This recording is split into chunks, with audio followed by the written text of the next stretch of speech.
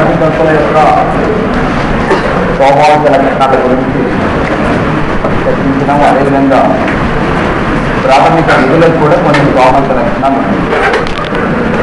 రాజ్యాంగంలో ఉన్నటువంటి ప్రాథమిక విధులకు కూడా కొన్ని స్వాభావిక లక్షణాలు ఉన్నాయి. రెండో ముఖ్యం వీటి అమలుకు ప్రత్యేక యంత్రాంగం లేదు. అదేవిధంగా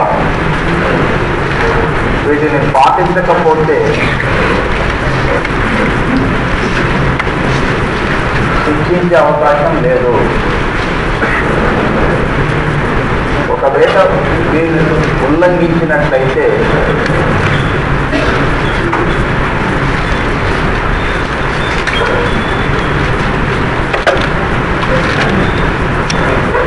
శిక్షింపబడతారు. వీటికి న్యాయ సంరక్షణ లేదు. అమలు జరపాలంటే ప్రత్యేక చట్టాలు చేయాల్సి ఉంటుంది. అదేవిధంగా ఇవి సలహాపూర్వకమైనవి. అదేవిధంగా ఈ నైతిక మరియు సామాజిక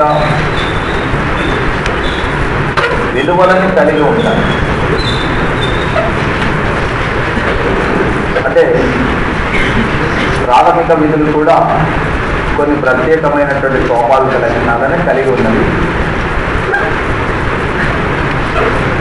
ప్రాథమిక హక్కులను అమలుపరచడానికి ప్రత్యేక యంత్రాంగాన్ని రాజ్యాంగమే ఏర్పాటు చేసింది. ఒకటి న్యాయస్థానాలు, రెండు ప్రభుత్వాలు.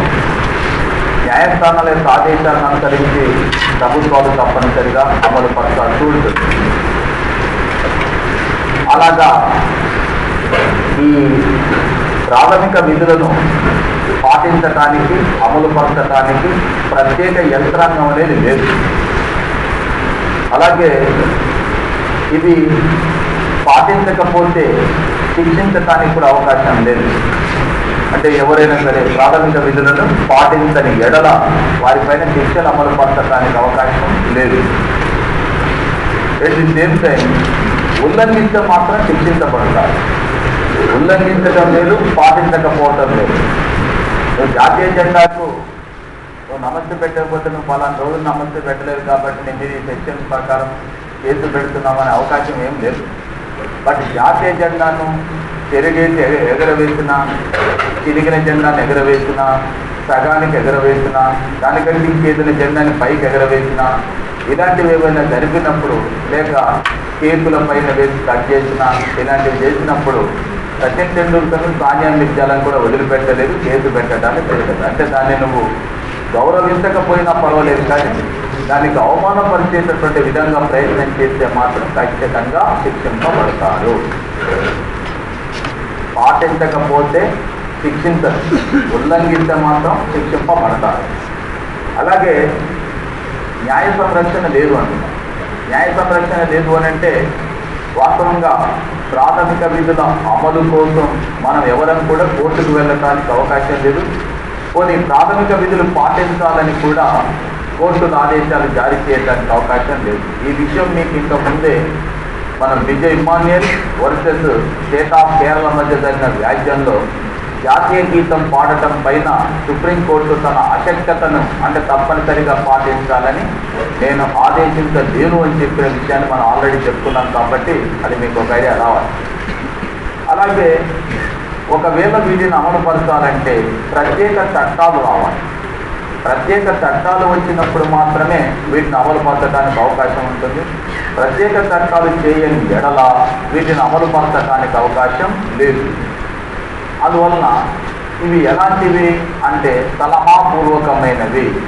అంటే మీరందరూ కూడా ప్రాథమిక విధులను పాటించినట్లయితే వ్యక్తి యొక్క ఔన్నత్యాన్ని చాటడానికి, సామాజిక సమగ్రతకు, దేశ ప్రయోజనాలకు ఉపయోగకరం, మీరంతా వీటిని పాటించండి అని చెప్పి ఒక సలహాపూర్వకంగా మాత్రమే పనిచేస్తాయి తప్ప ఇవి ఖచ్చితంగా ఆదేశాలుగా పనిచేసేటటువంటి అవకాశం లేదు. అలాగే నైతికత విలువలను పెంపొందిస్తాయి. సామాజిక జీవనంలో ఇవి చాలా ఇంపార్టెంట్ అయినటువంటి, మనం నివసించేటటువంటి సమాజంలో కూడా ఈ నైతికత విలువలు అనేవి చాలా ఇంపార్టెంట్ అయినటువంటి. మనకు సమాజంలో వ్యక్తులు ఉండొచ్చు, వ్యవస్థలు ఉండొచ్చు, సంస్థలు ఉండొచ్చు, ఏమైనా ఉండొచ్చు. కానీ వ్యవస్థ నిలబడాలంటే నువ్వు జనరల్గా ఇటుకలు, రాళ్ళు, తర్వాత కావలసినటువంటి చెక్కలు, లేకుంటే ఇనుము, అనేక రకాల వస్తువులు తీసుకొచ్చి పడేస్తాం. అవన్నీ కలిస్తే బిల్డింగ్ కాదు. వీటన్నిటినీ సంయుక్తంగా నిలపడం లోపల సిమెంట్ ఏ విధంగానైతే ఓ బిల్డింగ్ నిర్మాణంలో కీలక పాత్ర పోషిస్తుందో, ఈ సమాజంలో ప్రతి వ్యక్తి 99.9% విలువలు పాటిస్తున్నాడని నేను చెప్పలేదు. కానీ ప్రతి వ్యక్తి కూడా ఏదో ఒక మేరకు విలువల్ని పాటిస్తున్నాడు కాబట్టే, నైతికతను పాటిస్తున్నాం కాబట్టే ఈ సమాజం అనేటటువంటిది ఇలా కొనసాగుతుంది. అందువలన సమాజం యొక్క సమగ్రతకు ఈ విలువలు చాలా కీలకమైనవి కాబట్టి ఇవి వ్యక్తుల యందు నైతికతను మరియు విలువలను పెంపొందించడానికి తోడ్పడేటటువంటి అంశాలుగా ఉంటాయి. ఇవి సలహాపూర్వకమైనవి, వీటికి న్యాయ సంరక్షణ లేదు. వీటిని అమలు పరచకపోయినంటే పాటించకపోతే శిక్షించేటటువంటి వాళ్ళు లేరు. ఉల్లంఘించినప్పుడు మాత్రం శిక్షించబడేటటువంటి అవకాశం ఉంటుంది. వీటి యొక్క ప్రాథమికమైనటువంటి స్వాభావిక లక్షణాలు. మనకు ప్రాథమిక హక్కులతో పోల్చినప్పుడు ప్రాథమిక హక్కులు ఎలాంటిది? న్యాయ సంరక్షణ కలిగి ఉంది, యంత్రాంగం ఉంటుంది. వీటిని పాటించకపోయినా కూడా శిక్షించే అవకాశం ఉంటుంది ప్రాథమిక హక్కుల విషయానికి వచ్చినప్పుడు. ఒకవేళ ప్రభుత్వం పాటించకపోతే ప్రభుత్వం పైన చర్య తీసుకునేటటువంటి అధికారం కూడా కోర్టుకు ఉంటుంది. కోర్టులు ప్రభుత్వానికి ఆదేశాలు జారీ చేస్తాయి. ఆదేశాలు జారీ చేసినప్పుడు ఆదేశాన్ని పాటించకపోతే ఏం చేస్తారని శిక్షించవచ్చు. కానీ ఇక నువ్వు పాటించకపోయినా నేను శిక్షించే అవకాశం లేదు. ఉల్లంఘిస్తే శిక్షిస్తారు, అక్కడ పాటించకపోయినా శిక్షిస్తారు, ఉల్లంఘించినప్పుడు శిక్షించే అవకాశం ఉంటుంది. అందుకోసమే అంటే న్యాయ సంరక్షణ ఉంటుంది వాటికి, ఇక్కడ న్యాయ సంరక్షణ అనేటటువంటిది ఉండదు. అక్కడ ప్రత్యేక చట్టాలు తప్పనిసరి కాదు, ఇక్కడ ప్రత్యేక చట్టాలు తప్పనిసరిగా చేయాల్సి. అందుకోసమే ప్రాథమిక విధులకు, ఆదేశ సూత్రాలకు స్వాభావిక లక్షణాలలో చాలా తేడా ఉంటుంది. అయితే ఈ ప్రాథమిక విధులను పాటించేటటువంటి అంశం పైన 1999లో కేంద్ర ప్రభుత్వం సుప్రీంకోర్టు మాజీ ప్రధాన న్యాయమూర్తి అయినటువంటి కేఎస్ వర్మ నేతృత్వంలో ఒక ప్రత్యేకమైన కమిటీని ఏర్పాటు చేయడం జరిగింది 1999లో. ఈ కమిటీ యొక్క ఉద్దేశం ఏంటంటే భారతదేశంలో ఉన్నటువంటి ప్రతి పౌరుడు కూడా ప్రాథమిక విధులను తప్పనిసరిగా పాటించేటట్టుగా ఎలాంటి చట్టాలను రూపొందించాలనే అంశం పైన తగిన సూచనలు చేయడం కోసం ఒక కమిటీని ఏర్పాటు చేస్తే, ఈ కమిటీ చెప్పింది ఏమిటంటే ఇప్పుడు మీకు భారతదేశంలో ప్రాథమిక విధులను పాటించడం కోసం ప్రత్యేక చట్టాలు చేయవలసిన అవసరం లేదన్న, ప్రత్యేక చట్టాలు అవసరం లేదు. మీరు విధులను పాటించాలంటే ఉన్న చట్టాలను సరిగా అమలు పరిస్తే సరిపోతుంది అన్నారు. భారతదేశంలో అనేక చట్టాలు ఉన్నాయి, వాటిని మీరు సరిగా అమలు పరచండి. అమలు పరిస్తే అంటే వాటిని ఖచ్చితంగా మనం పాటించగలిగితే ప్రాథమిక విధులను పాటించినట్టుగానే ఉంటుందని చెప్తున్నాను. సార్ దాంట్లో కొన్ని చట్టాలు ఉన్నవి, నేను చెప్తూ పోతుంటాను. లేని చట్టాలు అయితే రాయండి.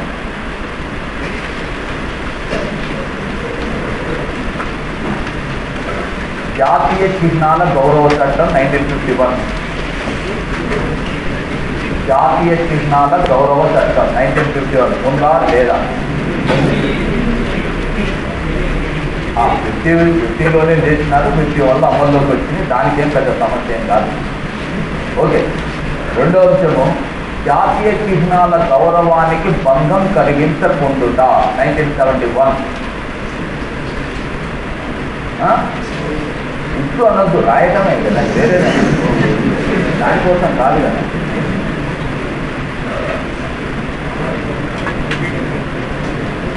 జాతీయ చిహ్నాల గౌరవానికి భంగం కలిగించకూడదు.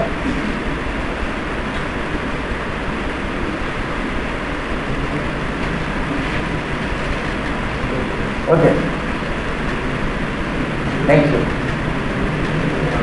71. నెక్స్ట్ నీటి కాలుష్య నివారణ చట్టం 1974. నీటి కాలుష్య నివారణ చట్టం 1974.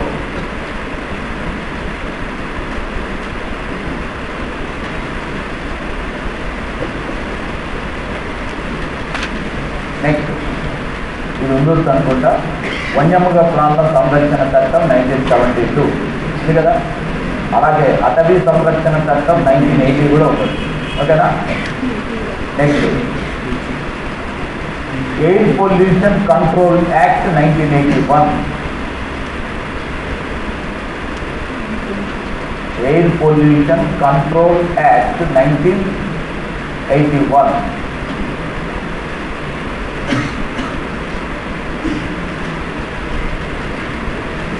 నెక్స్ట్ పర్యావరణ పరిరక్షణ చట్టం లేదా పర్యావరణ పరిరక్షణ చట్టం లేదా కాలుష్య నివారణ చట్టం 1986. పర్యావరణ పరిరక్షణ చట్టం బ్రాకెట్లో కాలుష్య నివారణ చట్టం 1986.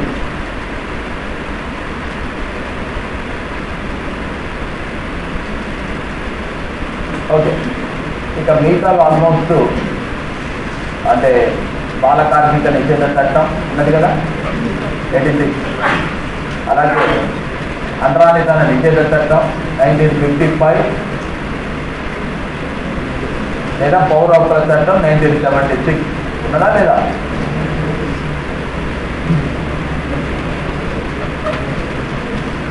ఆల్రెడీ ఆ చట్టం వచ్చింది ఇంతకుముందు కూడా. దానికి ఒక పెద్ద తీవ్రమైన ఆలోచన ఏం చేయాల్సిందే. మీరే చట్టం ఏ చట్టం అంటరానితన నిషేధ చట్టం, దాన్ని ఏ చట్టంగా పేరు మార్చినాము?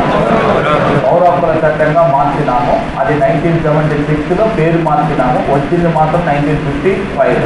ఓకే, ఇతను చెప్పింది ఏంటంటే ఈ చట్టాలను మీరు పర్ఫెక్ట్గా అమలు జరిపినట్లయితే,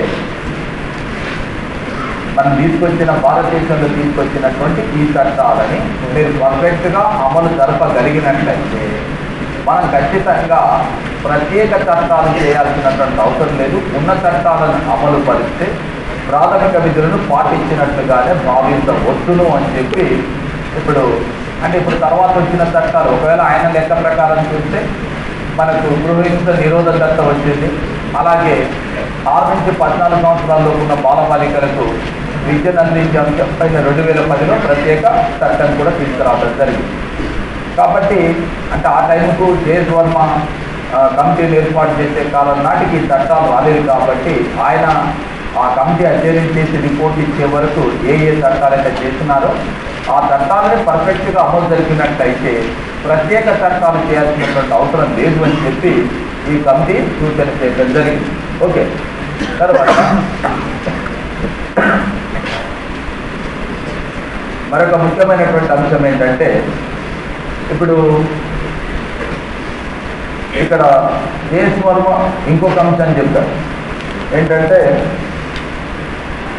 ప్రాథమిక విధులను మనం పాటించాలి అని చెప్పి ప్రజలను వాళ్ళ మీద ఏదో ఒత్తిడి తీసుకొచ్చి పాటించేటట్లుగా ప్రయత్నం చేయటం కాదు. ప్రాథమిక విద్యను మొదలుకొని యూనివర్సిటీ స్థాయి విద్య వరకు, అంటే కింది స్థాయిని మొదలుకొని ఉన్నత విద్య వరకు కూడా కరికులంలో అంటే పాఠ్య ప్రణాళికలో ప్రాథమిక విధులని ఒక పాఠ్యాంశంగా చేర్చాలి. ప్రాథమిక విధులని ఒక పాఠ్యాంశంగా చేర్చడం. ప్రాథమిక విధులను పాఠ్యాంశంగా చేర్చితే ప్రతి పౌరుడు కూడా వివిధ స్థాయిల్లో సహజ సిద్ధంగానే వాటిని అలవర్చుకొని నిత్య జీవితంలో ఒకట పాటించే ప్రయత్నం చేస్తారు. కాబట్టి ప్రాథమిక విధులపైన కింది స్థాయి నుంచి పై స్థాయి వరకు కూడా ఒక పాఠ్యాంశంగా చేర్చి సహజసిద్ధంగా పాటించేటట్టుగా తర్ఫీదు ఇవ్వాలని చెప్పి ఒక సూచన చేయడం జరిగింది. అంటే ఇలాంటివే ప్రశ్నలుగా వచ్చేది. ప్రాథమిక విధులపైన ప్రతి దశలో కూడా పాఠ్యాంశంలో ఒక భాగంగా చేర్చాలని చెప్పి, అంటే పాఠ్య ప్రణాళికలో ఒక పాఠ్యాంశంగా చేర్చాలని చెప్పి సూచన చేసిన committee A committee? At the same time ప్రాథమిక విధులను పాటించడం కోసం ప్రత్యేక చట్టాలు చేయవలసిన అవసరం లేదని చెప్పిన సూచించిన కమిటీ కూడా చేస్తారు. But at the same time దీన్ని రివర్స్గా కూడా రావచ్చు. రివర్స్గా అంటే 2002లో సుప్రీంకోర్టు మాజీ ప్రధాన న్యాయమూర్తి అయినటువంటి జస్టిస్ రంగనాథ్ మిశ్రా సుప్రీంకోర్టు ఒక పిటిషన్ వేసినారు. ప్రతి పౌరుడు కూడా ప్రాథమిక విధులను తప్పనిసరిగా పాటించేటట్లు చట్టాలు చేయాలి. ఆ చట్టాలు చేసేటట్లుగా కేంద్ర ప్రభుత్వాన్ని సుప్రీంకోర్టు ఆదేశించాలని చెప్పి ఒక బిల్లు కోసం సుప్రీంకోర్టులో పిటిషన్ వేయడం జరిగింది. ప్రస్తుతం ఇప్పుడు అది పెండింగ్లో ఉన్నది. ముఖ్యంగా మీకు ఐడియా ఉండొచ్చు, విజయ్ మన్యల్ కేసులో సుప్రీంకోర్టు ఇచ్చిన తీర్పు నేపథ్యాన్ని దృష్టిలో పెట్టుకొని ప్రాథమిక విధులను ప్రతి పౌరుడు కూడా తప్పనిసరిగా పాటించేటట్టుగా చట్టం చేయాలి. మన ఇక్కడ రాసిన స్వాభావిక లక్షణాలు ప్రాథమిక విధులు ప్రతి పౌరుడు పాటించాలంటే ఏం చేయాలి? చట్టం చేయాలి. చట్టం ఎవరు చేయాలి? ప్రభుత్వం చేయాలంటే ప్రభుత్వాన్ని చేసేటట్టుగా ఆదేశించాలి. ఎవరు ఆదేశించగలరు? కోర్టు. కాబట్టి కోర్టులో బిల్లు వేసినాడు, బిల్లు కోసం పిటిషన్ వేసినాడు. ఆ బిల్లు జారీ చేయాలి. ప్రజా ప్రయాణాల వ్యాజ్యం జారీ చేసి ప్రభుత్వానికి జారీ చేసి ప్రభుత్వం మీద ఒత్తిడి తీసుకొచ్చి ఈ దేశంలో ప్రత్యేకమైనటువంటి చట్టం చేయడం కోసం ఆయన సుప్రీంకోర్టులో పిటిషన్ వేయడం జరిగింది. 99% ఉంటుంది, అది ఉండకపోతే చూడండి. ప్రాథమిక విధులను ఉందా? రంగనాథ్ మిశ్రా గురించి ఉంది కదా, ఓకే. నెక్స్ట్ ఇంకొక అంశం ఏంటంటే ప్రాథమిక విధులకు సంబంధించినటువంటి దాంట్లో నేటి వరకు సుప్రీంకోర్టు ఒకే ఒక్కసారి తీర్పు చెప్పింది, ఒక వివరణాత్మకమైన తీర్పు. ఆ వివరణాత్మకమైన తీర్పు ఏంటంటే 2002లో ఢిల్లీలో ఉన్నటువంటి ఈ all India Institute of Medical Sciences విద్యార్థి విభాగానికి, విద్యార్థి సంఘానికి all India Institute of Medical Sciences యాజమాన్యానికి మధ్యన ఒక వివాదం జరిగింది.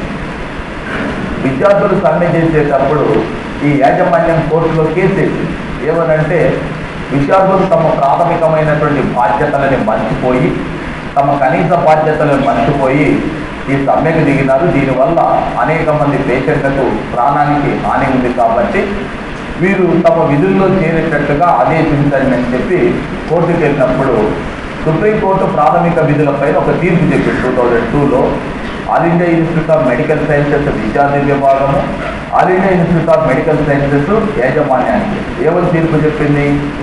ప్రాథమిక విధులు విస్మరింపదగినవి కావు.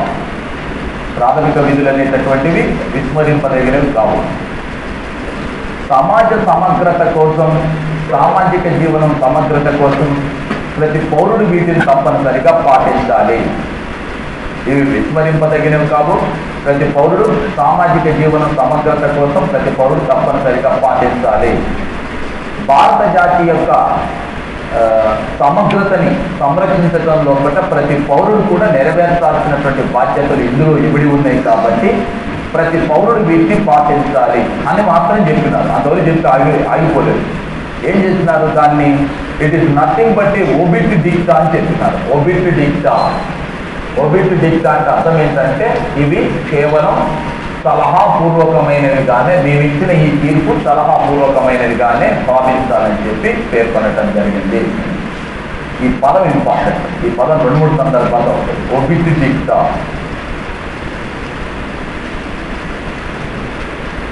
సుప్రీంకోర్టు అది ఉందా? రైట్. 2002లో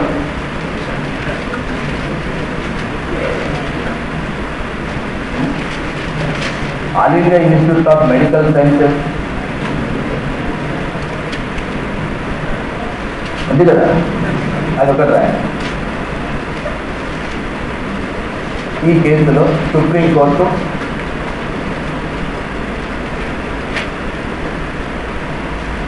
ఇచ్చిన తీర్పును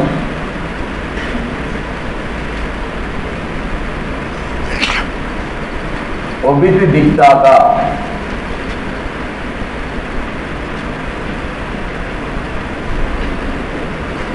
అనగా సలహాపూర్వకమైనదిగా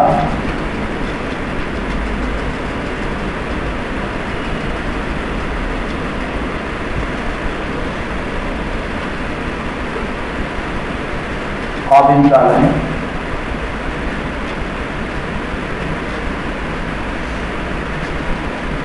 సుప్రీంకోర్టు పేర్కొన్నది.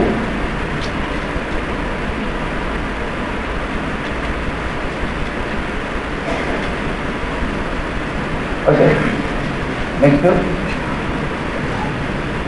ఈ ప్రాథమిక విధుల దినోత్సవం ఇవి ఇంపార్టెంట్. తర్వాత ఉన్నాయి మొత్తం కూడా పంపుతున్న అంశాలు అందరూ చెప్పేది చదివేది బుక్స్లో ఉండేటటువంటి. కానీ ఈ స్వాభావిక లక్షణాలు, దేశ్ వర్మ కమిటీ, సుప్రీంకోర్టు పేర్కొన్నది, రంగనాథ్ మిశ్రా కేసు, అలాగే భారతదేశంలో జనవరి 3వ తేదీని ప్రాథమిక విధుల దినోత్సవంగా పాటించడం జరుగుతుంది. ఇది కూడా జనవరి 3వ తేదీని మన దేశంలో ప్రాథమిక విధుల దినోత్సవంగా పాటించడం జరుగుతుంది.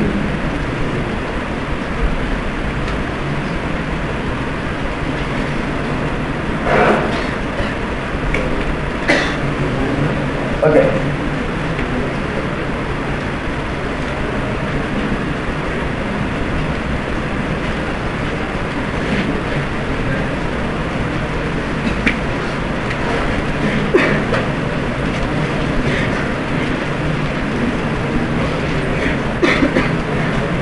మనకు రాజ్యాంగ పునఃసమీక్ష కమిషన్ ఉండొచ్చు. రాజ్యాంగ పునఃసమీక్ష కమిషన్ ఒక 2 ముఖ్యమైన విధులని రాజ్యాంగంలో చేర్చాలని చెప్పి సూచించింది. ఒకటి, ఓటు హక్కును సద్వినియోగం చేయటం మరియు సకాలంలో పన్నులు చెల్లించేటటువంటి అంశాన్ని కూడా ప్రాథమిక విధుల్లో చేర్చాలని చెప్పి సూచించడం జరిగింది. అయితే దీనిపైన రాజ్యాంగ పునఃసమీక్ష కమిషన్ కూడా వీటి అమలు కోసం చట్టాలు చేస్తే బాగుంటుందని చెప్పి సూచన చేసింది. కానీ దీనిని ఆమోదించాల్సినటువంటి బాధ్యత, అమలు పరచాల్సినటువంటి బాధ్యత ప్రభుత్వాలపైన ఉంటుంది. కాబట్టి ఇవి అమలు జరపాలంటే ప్రభుత్వాలు చొరవ తీసుకోవడం తప్ప దీనికి వేరే మార్గం లేదు. ఓకే, నెక్స్ట్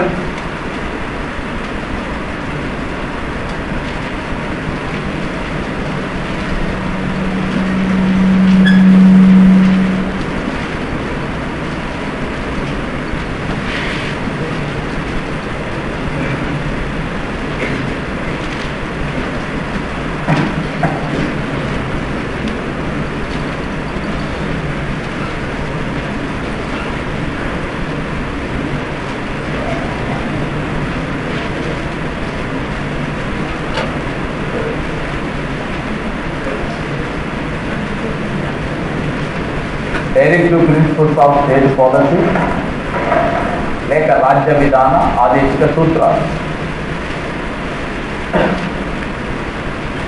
భారత రాజ్యాంగ ముసాయిదా తయారు చేసినటువంటి బిఎన్ రావు రాజ్యాంగ పరిషత్కు సమర్పించినటువంటి నివేదికలో ముసాయిదాలో ప్రాథమిక హక్కులు అని పార్ట్ 1, పార్ట్ 2 అని 2 భాగాలు చేసినారు. పార్ట్ 1లోనేమో న్యాయ సంరక్షణ కలిగి ఉన్నవి, రెండవది న్యాయ సంరక్షణ కలిగి లేనివి.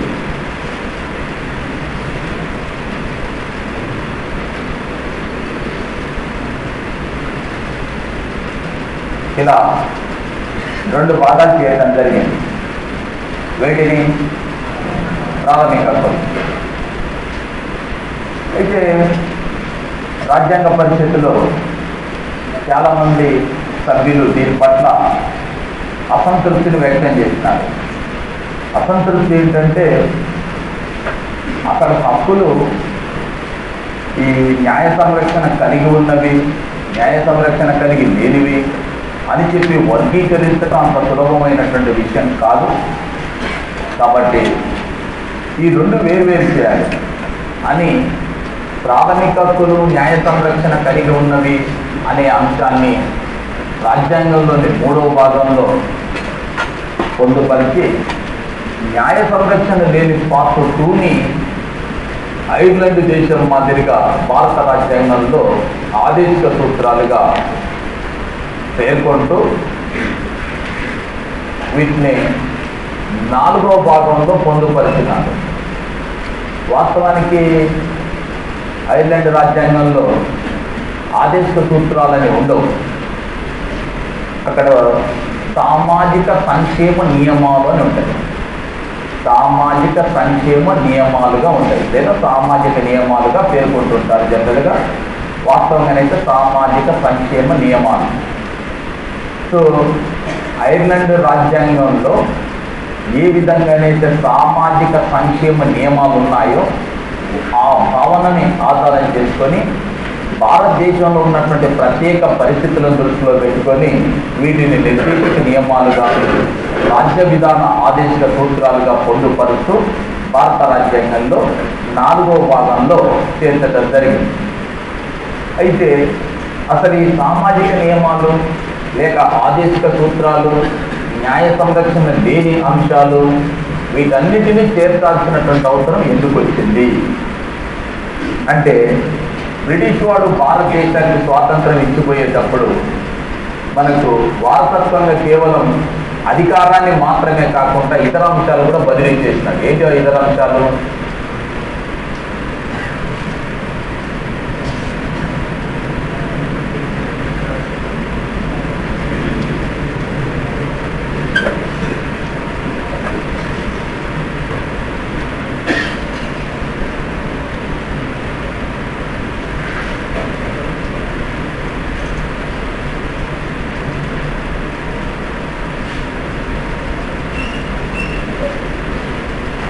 ఇలాంటి అంశాలను కూడా మనకు వారసత్వంగా ఇచ్చిపోయినారు ఎవరు? బ్రిటిష్ వారు.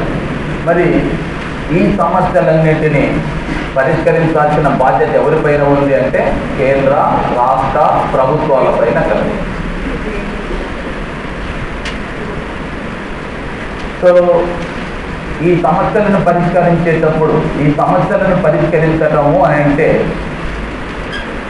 ఒక రకంగా మన దేశంలో ప్రజల యొక్క సంక్షేమం కోసం పాటుపడుతున్నట్టే, మన దేశంలో శ్రేయోరాజ్య భావన కోసం పాటుపడుతున్నట్టే. అంటే భారతదేశంలో శ్రేయోరాజ్యాన్ని స్థాపించాలను, భారతదేశంలో సంక్షేమం కోసం పాటుపడుతున్నట్టే.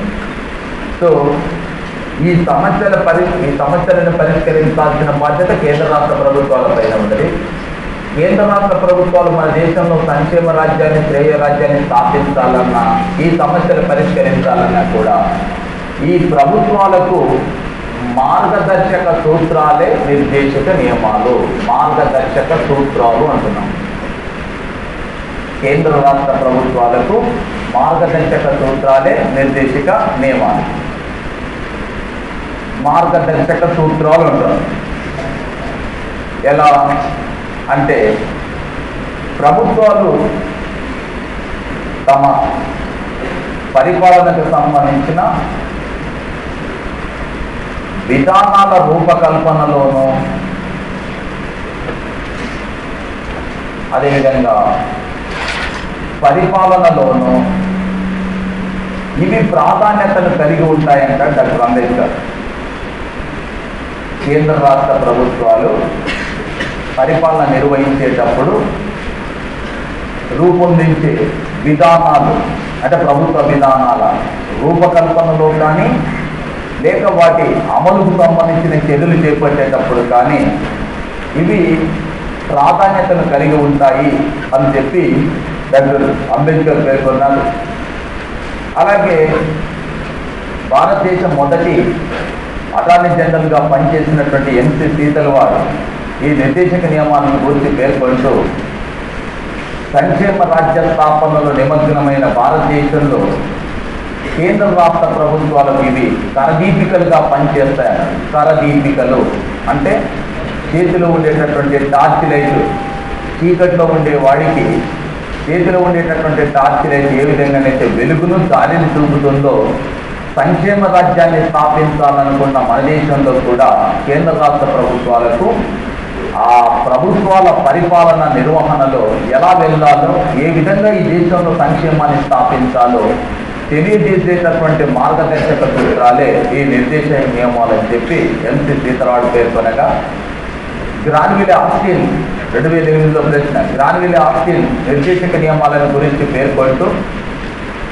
భారతదేశంలో సాంఘిక విప్లవాన్ని, సామాజిక మార్పును సాధించడానికి తోడ్పడే అంశాలే నిర్దేశక నియమాలని చెప్పి వ్యాఖ్యానించడం జరిగింది. భారతదేశంలో సాంఘిక విప్లవాన్ని, సామాజిక మార్పును సాధించడానికి ఉపయోగపడేటటువంటి అంశాలే, ఉద్దేశించబడినటువంటి అంశాలే నిర్దేశక నియమాలుగా పేర్కొనగా, కేసీ వేర్ వీటిని లక్ష్యాలు ఆశయాల మేనిఫెస్టోగా పేర్కొన్నారు. లక్ష్యాలు ఆశయాల మేనిఫెస్టో.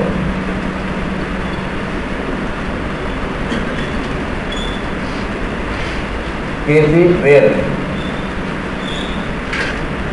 సో ఈ అంశాలని అంటే ఒక్కొక్కరు ఒక కోణంతో అంటే పోల్చినప్పటికీ ఇందులో ముఖ్యంగా కొన్ని అంశాల పట్ల, కొన్ని వ్యాఖ్యల పట్ల మనకు ఖచ్చితమైన అభిప్రాయం కలిగి ఉండాలి.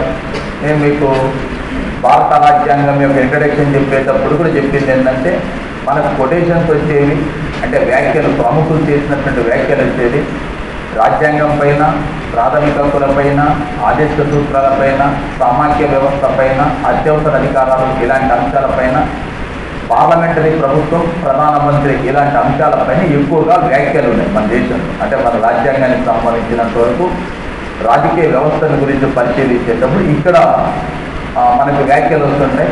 ఆల్మోస్ట్ మనం ఒక 50 నుంచి 60 వరకు ఈ కొటేషన్స్ చెప్పుకుంటాం. దీంతో మినిమం 2 to 3 క్వశ్చన్స్ వస్తున్నాయి. అంటే ప్రతి టాపిక్ను కూడా మనం అంత విశ్లేషణాత్మకంగా పరిశీలించాలి. వ్యాఖ్యలు అంటే, కొటేషన్స్ అంటే దీనిపైనే రావాలని, దానిపైన రావాలని ఏమి లేదు. ఆదేశ సూత్రాలపై, ఆదేశ సూత్రాల మీద అనుకూలంగా చేసిన వ్యాఖ్యలను, వీటిని వ్యతిరేకిస్తూ చేసిన వ్యాఖ్యలు కూడా ఉన్నాయి. ఆదేశ సూత్రాల మీద నెగిటివ్గా వ్యాఖ్యలు కూడా ఉన్నవి. నెగిటివ్ వ్యాఖ్యలే కావచ్చు, పాజిటివ్ వ్యాఖ్యలే కావచ్చు. వీటిపైన, ప్రాథమిక హక్కులపైన, అలాగే సమాఖ్య వ్యవస్థ పైన, కేంద్ర రాష్ట్ర సంబంధాలు, సమాఖ్య వ్యవస్థ పైన, భారతదేశ సమాఖ్య వ్యవస్థ పైన కాకుండా భారత రాష్ట్రపతి, ప్రధానమంత్రి, భారత రాజ్యాంగం పైన వచ్చిన వ్యాఖ్యలు ఇవి ఇంపార్టెంట్. అందుకోసం నేను మీకు 2008లో గ్రాన్విలే ఆస్టిన్ పైన, గ్రాన్విలే ఆస్టిన్ చెప్పినటువంటి అంశం పైన, కొటేషన్ పైన అడిగిన ప్రశ్న ఏంటంటే, భారతదేశంలో సాంఘిక విప్లవాన్ని, సామాజిక మార్పును సాధించడానికి తోడ్పడే అంశాలనే నిర్దేశక నియమాలుగా పేర్కొన్నటువంటి వ్యక్తి ఎవరంటే గ్రాన్విలే ఆస్టిన్. సో ఎన్సి సీతారాడు మార్గదర్శక సూత్రాలు ఇవి కేంద్ర రాష్ట్ర ప్రభుత్వాల చేతుల్లో కరదీపికలని చెప్పి వర్ణిస్తే, డాక్టర్ బిఆర్ అంబేద్కర్ కేంద్ర రాష్ట్ర ప్రభుత్వాల విధానాల రూపకల్పనలోను మరియు పరిపాలన నిర్వహణలో ప్రాధాన్యతలు కలిగి ఉంటాయని చెప్తే, కేసీ వేర్ వీటిని లక్ష్యాలు, ఆశయాల మేనిఫెస్టోగా వర్ణిస్తే, గ్రాన్విలే ఆస్టిన్ సాంఘిక విప్లవం, సామాజిక మార్పును సాధించడానికి ఉద్దేశించబడినవని చెప్పి వర్ణించినారు. వీటిపైన అంబేద్కర్ ఇంకో సందర్భంలో 2 అంశాలతో పోలుస్తుంటాడు. ఒకటి, భారత రాజ్యాంగంలో ఉన్నటువంటి ప్రాథమిక హక్కులు, భారత రాజ్యాంగంలో ఉన్నటువంటి హక్కులు వ్యక్తి స్వేచ్ఛను, రాజకీయ ప్రజాస్వామ్యాన్ని పెంపొందించడానికి ఉద్దేశించబడితే, రాజ్యాంగంలోని ప్రాథమిక హక్కులు వ్యక్తి స్వేచ్ఛను మరియు రాజకీయ ప్రజాస్వామ్యాన్ని పెంపొందించడానికి ఉద్దేశించబడితే, ఆదేశ సూత్రాలు భారతదేశంలో ఆర్థిక, సామాజిక ప్రజాస్వామ్యాన్ని సాధించడానికి ఉద్దేశించబడినట్టుగా పేర్కొన్నారు. ఆర్థిక, సామాజిక ప్రజాస్వామ్యాన్ని సాధించడానికి ఉద్దేశించబడినటువంటి అంశాలుగా వర్ణించినారు. ఇదే సందర్భంలో వీటిని తను 1935 భారత ప్రభుత్వ చట్టంలో ఉన్నటువంటి ఇన్స్ట్రుమెంట్ ఆఫ్ ఇన్స్ట్రక్షన్స్తో కూడా పోల్చడం జరిగింది. 1935 యాక్ట్లో ఉన్నటువంటి ఇన్స్ట్రుమెంట్ ఆఫ్ ఇన్స్ట్రక్షన్స్తో పోల్చినారు. ఆ రోజున 1935 యాక్ట్లో ఉన్నటువంటి ఇన్స్ట్రుమెంట్ ఆఫ్ ఇన్స్ట్రక్షన్స్తో పోల్చినారు. ఆ రోజున 1935 యాక్ట్లో ఉన్నటువంటి ఇన్స్ట్రుమెంట్ ఆఫ్ ఇన్స్ట్రక్షన్స్తో పోల్చినారు. 1935 యాక్ట్లో ఉన్నటువంటి ఇన్స్ట్రుమెంట్ ఆఫ్ ఇన్స్ట్రక్షన్స్తో పోల్చినారు. గవర్నర్ జనరల్కు భారతదేశంలో ఉన్నటువంటి షెడ్యూల్ జాతులు, షెడ్యూల్ తెగలు, ఆదివాసీ ప్రాంతాల ప్రజల యొక్క హక్కుల కోసం గవర్నర్ జనరల్ ఏ బాధ్యతలు నిర్వహించాలో కొన్ని మార్గదర్శక సూత్రాలని 1935 భారత ప్రభుత్వ చట్టంలో పేర్కొన్నారు. అవాళ షెడ్యూల్ జాతుల, షెడ్యూల్ తెగల యొక్క సంక్షేమం కోసం గవర్నర్ జనరల్ ఏ బాధ్యతలు నిర్వహించాలో తెలియజేసినటువంటి ఇన్స్ట్రుమెంట్ ఆఫ్ ఇన్స్ట్రక్షన్స్ మాదిరిగానే మన రాజ్యాంగంలో కూడా ఈ ఆదేశ సూత్రాలు కేంద్ర రాష్ట్ర ప్రభుత్వాలు నెరవేర్చాల్సినటువంటి బాధ్యతలు తెలిపేటటువంటి అంశాలుగా డాక్టర్ అంబేద్కర్ వర్ణించడం జరిగింది. సో ఇలా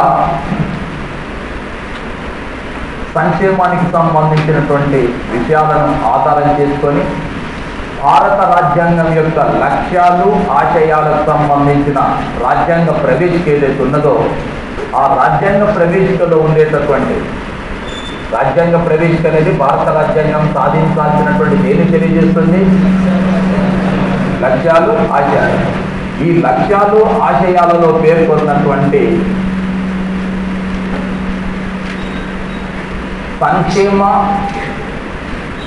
స్వభావానికి సంబంధించిన అన్వయింపు భాగమే ఆదేశిక సూత్రాలు. భారత రాజ్యాంగం సాధించాల్సినటువంటి లక్ష్యాలు, ఆశయాలని రాజ్యాంగ ప్రవేశిక తెలియజేస్తే ఆ రాజ్యాంగ ప్రవేశికలో పేర్కొన్నటువంటి సంక్షేమ స్వభావం యొక్క అన్వయింపు భాగమే ఈ యొక్క ఆదేశిక సూత్రాలుగా మనం పేర్కొనవచ్చును. ఇవి కేంద్ర రాష్ట్ర ప్రభుత్వాలకు మార్గదర్శకాలుగా పనిచేస్తాయి. ఇవి సకారాత్మక స్వభావాన్ని కలిగి ఉంటాయి. నిర్దేశక నియమాలు ఎప్పుడు కూడా సకారాత్మక స్వభావాన్ని కలిగి ఉంటాయి. సకారాత్మక స్వభావం అనగా కేంద్ర రాష్ట్ర ప్రభుత్వాలు ఏ పనులు చేయాలో తెలియజేస్తాయి కాబట్టి ఇవి సకారాత్మకమైనటువంటి స్వభావాన్ని కలిగి ఉంటాయని చెప్పి వర్ణిస్తాను. అలాంటి ఈ నిర్దేశక నియమాలను ప్రొఫెసర్ ఎంపీ శర్మ పరిపాలన అంటే వీటిని విశ్లేషణ కోసం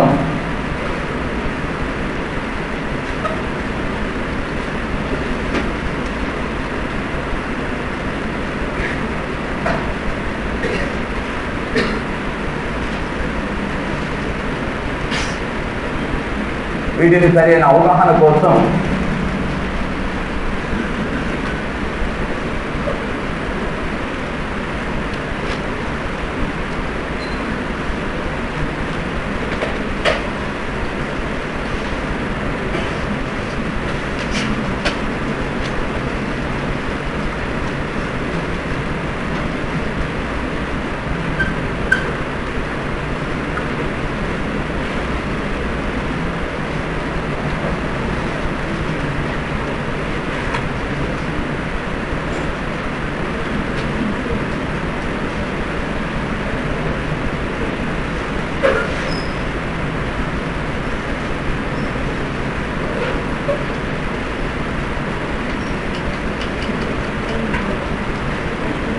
వీటిని 3 కోణాల నుంచి పరిశీలించవచ్చునని చెప్పి ప్రొఫెసర్ ఎంపీ శర్మ వీటి వాస్తవంగా రాజ్యాంగంలో రెగ్యులర్గానే ఉంటాయి, అంటే కంటిన్యూస్గానే ఉంటుంది. ఆదేశ సూత్రాలు ఇలాంటి వర్గీకరణ ఏమి ఉండదు, రాజ్యాంగంలో ఉండదు. కానీ వీటిని మనం విశ్లేషణ చేయాలన్నా, సరిగ్గా అర్థం చేసుకోవాలన్నా, అన్వయింపు చేయాలన్నా కూడా వీటిని 3 కోణాల నుంచి పరిశీలించవచ్చునని చెప్పి ప్రొఫెసర్ ఎంపీ శర్మ పేర్కొనడం జరిగింది. 38, 39, 41, 42, 43 అధికరణలు దీంట్లో రాగా 40, 46, 47, 48, 49 ఈ గాంధీ నియమాల్లో రాగా ఉదాహరణ మేధాపరమైన విషయాల్లో 44, 45, 50 మరియు 51 ఇందులో. వాస్తవానికి ఆదేశిక నియమాలు ఎన్నో భాగాలు ఉన్నవి? 4వ భాగం. 4వ భాగంలో ఎన్నో అధికారం నుంచి 36 నుంచి 51 వరకు ఉన్నటువంటి అధికారంలో వీటిని పొందుపరచడం జరిగింది. అంటే మనం రాసినటువంటి నిర్దేశక నియమాల్లో రాని అధికరణలు ఏమున్నవి? 36 మరియు 38.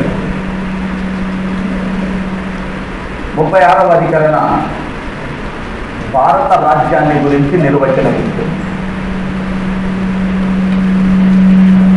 మనందరికీ వచ్చేటటువంటి డౌట్ ఏంటంటే అసలు రాజ్యాంగంలో కూడా ఇలాగే పేర్కొన్నారు 36వ అధికరణలో డైరెక్ట్గానే.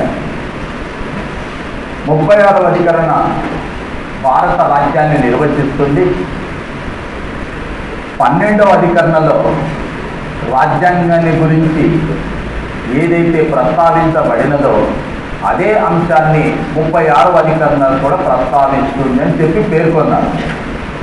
మళ్ళీ చెప్పేది ఏంటంటే 12వ అధికరణ ప్రాథమిక హక్కులకు సంబంధించింది. దాంట్లో స్టార్టింగ్ 12వ అధికరణతో స్టార్ట్ అవుతుంది. అక్కడ రాజ్యాన్ని నిర్వచించినాము. 36వ అధికరణ ఆదేశ సూత్రాలు స్టార్టింగ్ అధికరణ, ఇక్కడ కూడా రాజ్యం గురించి నిర్వచనం చేసినాము. మరి రాజ్యాన్ని గురించి నిర్వచించేటప్పుడు 2 అధికరణలు దేనికి? ఒక అధికరణ సరిపోతుంది కదా, ఎక్కడో ఒక దగ్గర రాజ్యం అనే నిర్వచనం ఇస్తే సరిపోతుంది కదా. ఎందుకు 2 చోట్ల నిర్వచనం ఇచ్చినారు? 2 చోట్ల పొందుపరిచినారు అంటే ఇక్కడ నిర్వచనం కోసం పొందుపరిచింది కాదు. ఈ 2 సందర్భాలు నిర్వచనం కోసం, అంటే భారత రాజ్యం అంటే ఏమిటో నిర్వచించటం కోసం 2 చోట్ల పొందుపరచలేదు. 2 చోట్ల పొందుపరిచిన ఉద్దేశాలు డిఫరెంట్, అందుకోసం 2 చోట్ల పొందుపరిచిన ఉద్దేశాలు డిఫరెంట్ అంట, లక్ష్యాలు డిఫరెంట్. ఎలా? మీరు మనం 12వ అధికరణ గురించి చర్చించున్నాం. 12వ అధికరణలో రాజ్యం అనగా ఏమి అన్నప్పుడు దాంట్లో మనం 2 విషయాలు అయితే ఉన్నాయి. రాజ్యం అనగా నిర్వచనం, రాజ్యం అనగా కేంద్ర ప్రభుత్వం, రాష్ట్ర ప్రభుత్వం, పార్లమెంటు, శాసనసభ, ఇతర అధికారయుత సంస్థ, ఇది ఒకటి నిర్వచనం. రెండోది ఏంటంటే అసలు రాజ్య నిర్వచనం అక్కడ ఎందుకు ఇచ్చినాము?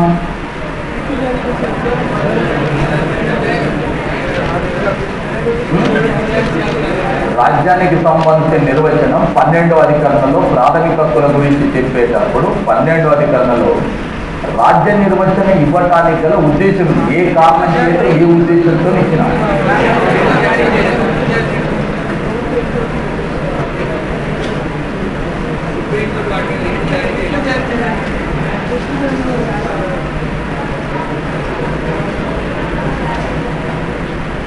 ప్రాథమిక హక్కులకు ఎవరెవరు బాధ్యత వహించాలి? ఓకే, ఎవరు బాధ్యత వహిస్తారు? ప్రభుత్వం అని ఎవరు చెప్తారు? అంటే రాజ్యాంగంలో పొందుపరిచినటువంటి ప్రాథమిక హక్కుల రక్షణ ఎవరి బాధ్యత? ఎవరిది? ప్రాథమిక హక్కుల సంరక్షణ బాధ్యత కానీ ప్రాథమిక హక్కుల అమలుకు సంబంధించి తలెత్తే సమస్యలను కూడా పరిష్కరించాల్సిన బాధ్యత ఎవరిది? న్యాయస్థానం. న్యాయస్థానం డైరెక్ట్గా చేస్తుందా? ఎవరి ద్వారా చేపిస్తుంది? ప్రభుత్వాల ద్వారా చేపిస్తుందంటే ఏ ప్రభుత్వాలు? భారత రాజ్యాంగంలో అంతర్భాగమైన ప్రభుత్వాలు. ఇప్పుడు ప్రాథమిక హక్కులను సంరక్షించాల్సిన బాధ్యత న్యాయస్థానానికి, ప్రాథమిక హక్కుల అమలు సందర్భంగా వచ్చిన సమస్యలను పరిష్కరించాల్సిన బాధ్యత న్యాయస్థానానికి. మరి న్యాయస్థానాలు ఈ సమస్యలు పరిష్కరించాలన్నా, ప్రాథమిక హక్కుల అమలు జరగాలన్నా, సంరక్షణ జరపాలన్నా కూడా అవే డైరెక్ట్గా చేస్తాయా, లేక వారు ఎవరికైనా ఆదేశాలు జారీ చేస్తారా? ఆదేశాలు జారీ చేస్తారు. మనం రిట్ల గురించి చెప్పేటప్పుడు స్పష్టంగా చెప్తున్నాం. రిట్లు అనేవి న్యాయశాఖ ఎవరికి జారీ చేస్తుంది? ఒక ప్రభుత్వ అధికారికి కానీ అధికారిక సంస్థ, దేంట్లో భాగమైన ప్రభుత్వంలో కానీ. ఆ ప్రభుత్వం దేంట్లో భాగం? భారత రాజ్యంలో భాగం. అంటే ప్రాథమిక హక్కులను సంరక్షించేటటువంటి క్రమంలో భారత న్యాయ వ్యవస్థ ప్రభుత్వానికి, రాజ్యానికి ఆదేశాలు జారీ చేస్తుంది. కాబట్టి ఏ అధికారయుత సంస్థలైతే భారత రాజ్యంలో అంతర్భాగమో వారందరికీ కూడా ఆదేశాలు జారీ చేసే అధికారం న్యాయస్థానానికి ఉంటుంది. ప్రాథమిక హక్కుల సంరక్షణలో భాగంగా ఆదేశాలు జారీ చేసే అధికారం న్యాయ వ్యవస్థకు ఉంటుంది అని చెప్పటం కోసం అక్కడ రాజ్యం గురించి నిర్వచనం ఇచ్చినాము. మరి ఇక్కడ ఎందుకు నిర్వచనం ఇచ్చినాము అంటే ఈ ఆదేశ సూత్రాలని అమలు పరచాల్సిన బాధ్యత ప్రభుత్వాలపైనే ఉంటుంది. ఆదేశ సూత్రాలను అమలు చేయాల్సిన బాధ్యత ఎవరిపైన ఉంటుంది? ప్రభుత్వాలపైన. మళ్ళీ చెప్తాను, ఆదేశ సూత్రాలు సకారాత్మకమైనవి. ఆదేశ సూత్రాలు సకారాత్మకమైనవి. వీటిని అమలు చేయాలంటే చట్టాలు చేయాలి. చట్టాలు చేసే బాధ్యత ప్రభుత్వాలు. అంటే ఆదేశ సూత్రాలు అమలు బాధ్యత కూడా ఎవరిది? ప్రభుత్వాలు. ఏ ప్రభుత్వాలది అంటే భారత రాజ్యంలో అంతర్భాగమైన ప్రభుత్వాలది. ఆదేశ సూత్రాలు అమలు చేయాల్సిన బాధ్యత ఎవరిది? ప్రభుత్వాలు. ఏ ప్రభుత్వాలది?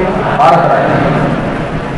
అంటే ప్రాథమిక హక్కులను సంరక్షణ చేసేటప్పుడు న్యాయస్థానాలు ఏ ప్రభుత్వ అధికారికైతే ఆదేశాలు జారీ చేస్తాయో, ఏ ప్రభుత్వానికైతే ఆదేశాలు జారీ చేస్తాయో అవన్నీ కూడా భారత రాజ్యంలో అంతర్భాగం.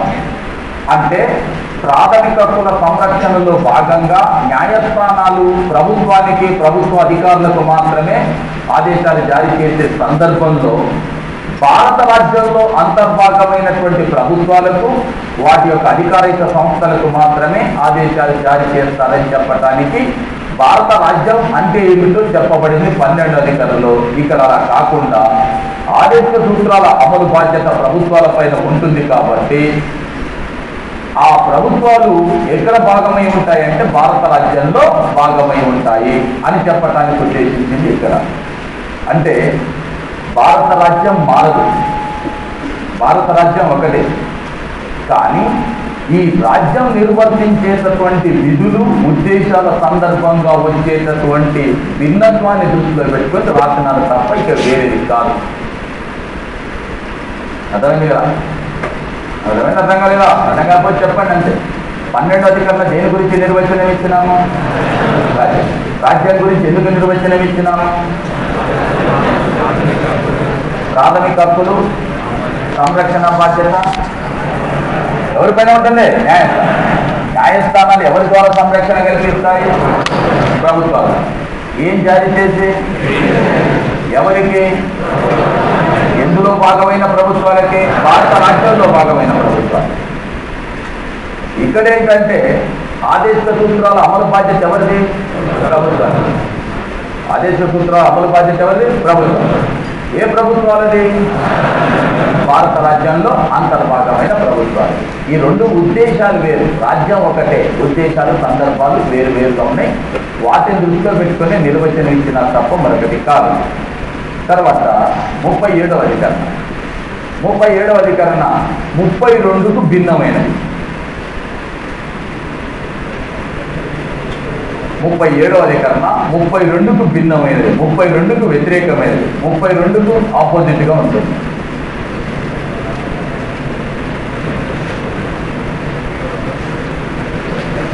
చూడటం కాదు, చెప్పాలి.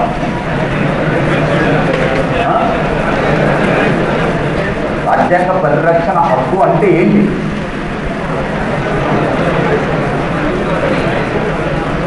ప్రాథమిక హక్కులకు భంగం కలిగినప్పుడు ఎక్కడికి వెళ్తాం? న్యాయస్థానం ఏం జారీ చేస్తుంది? దేన్ని కాపాడటం కోసం?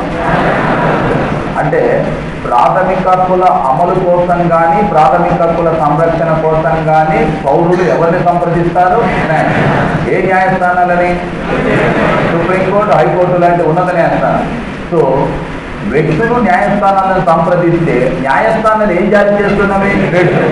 దేనికోసం? హక్కుల అమలు కోసం కానీ, సంరక్షణ కోసం కానీ. అంటే హక్కులకి ఏముంది ఇక్కడ? న్యాయ సంరక్షణ ఉంది.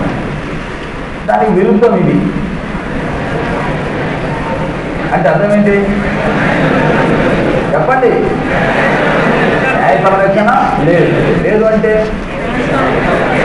వీటి అమలు కోసం మనం న్యాయస్థానాలను సంప్రదించడానికి అవకాశం లేదు. న్యాయస్థానాలు కూడా ఏం జారీ చేయవు?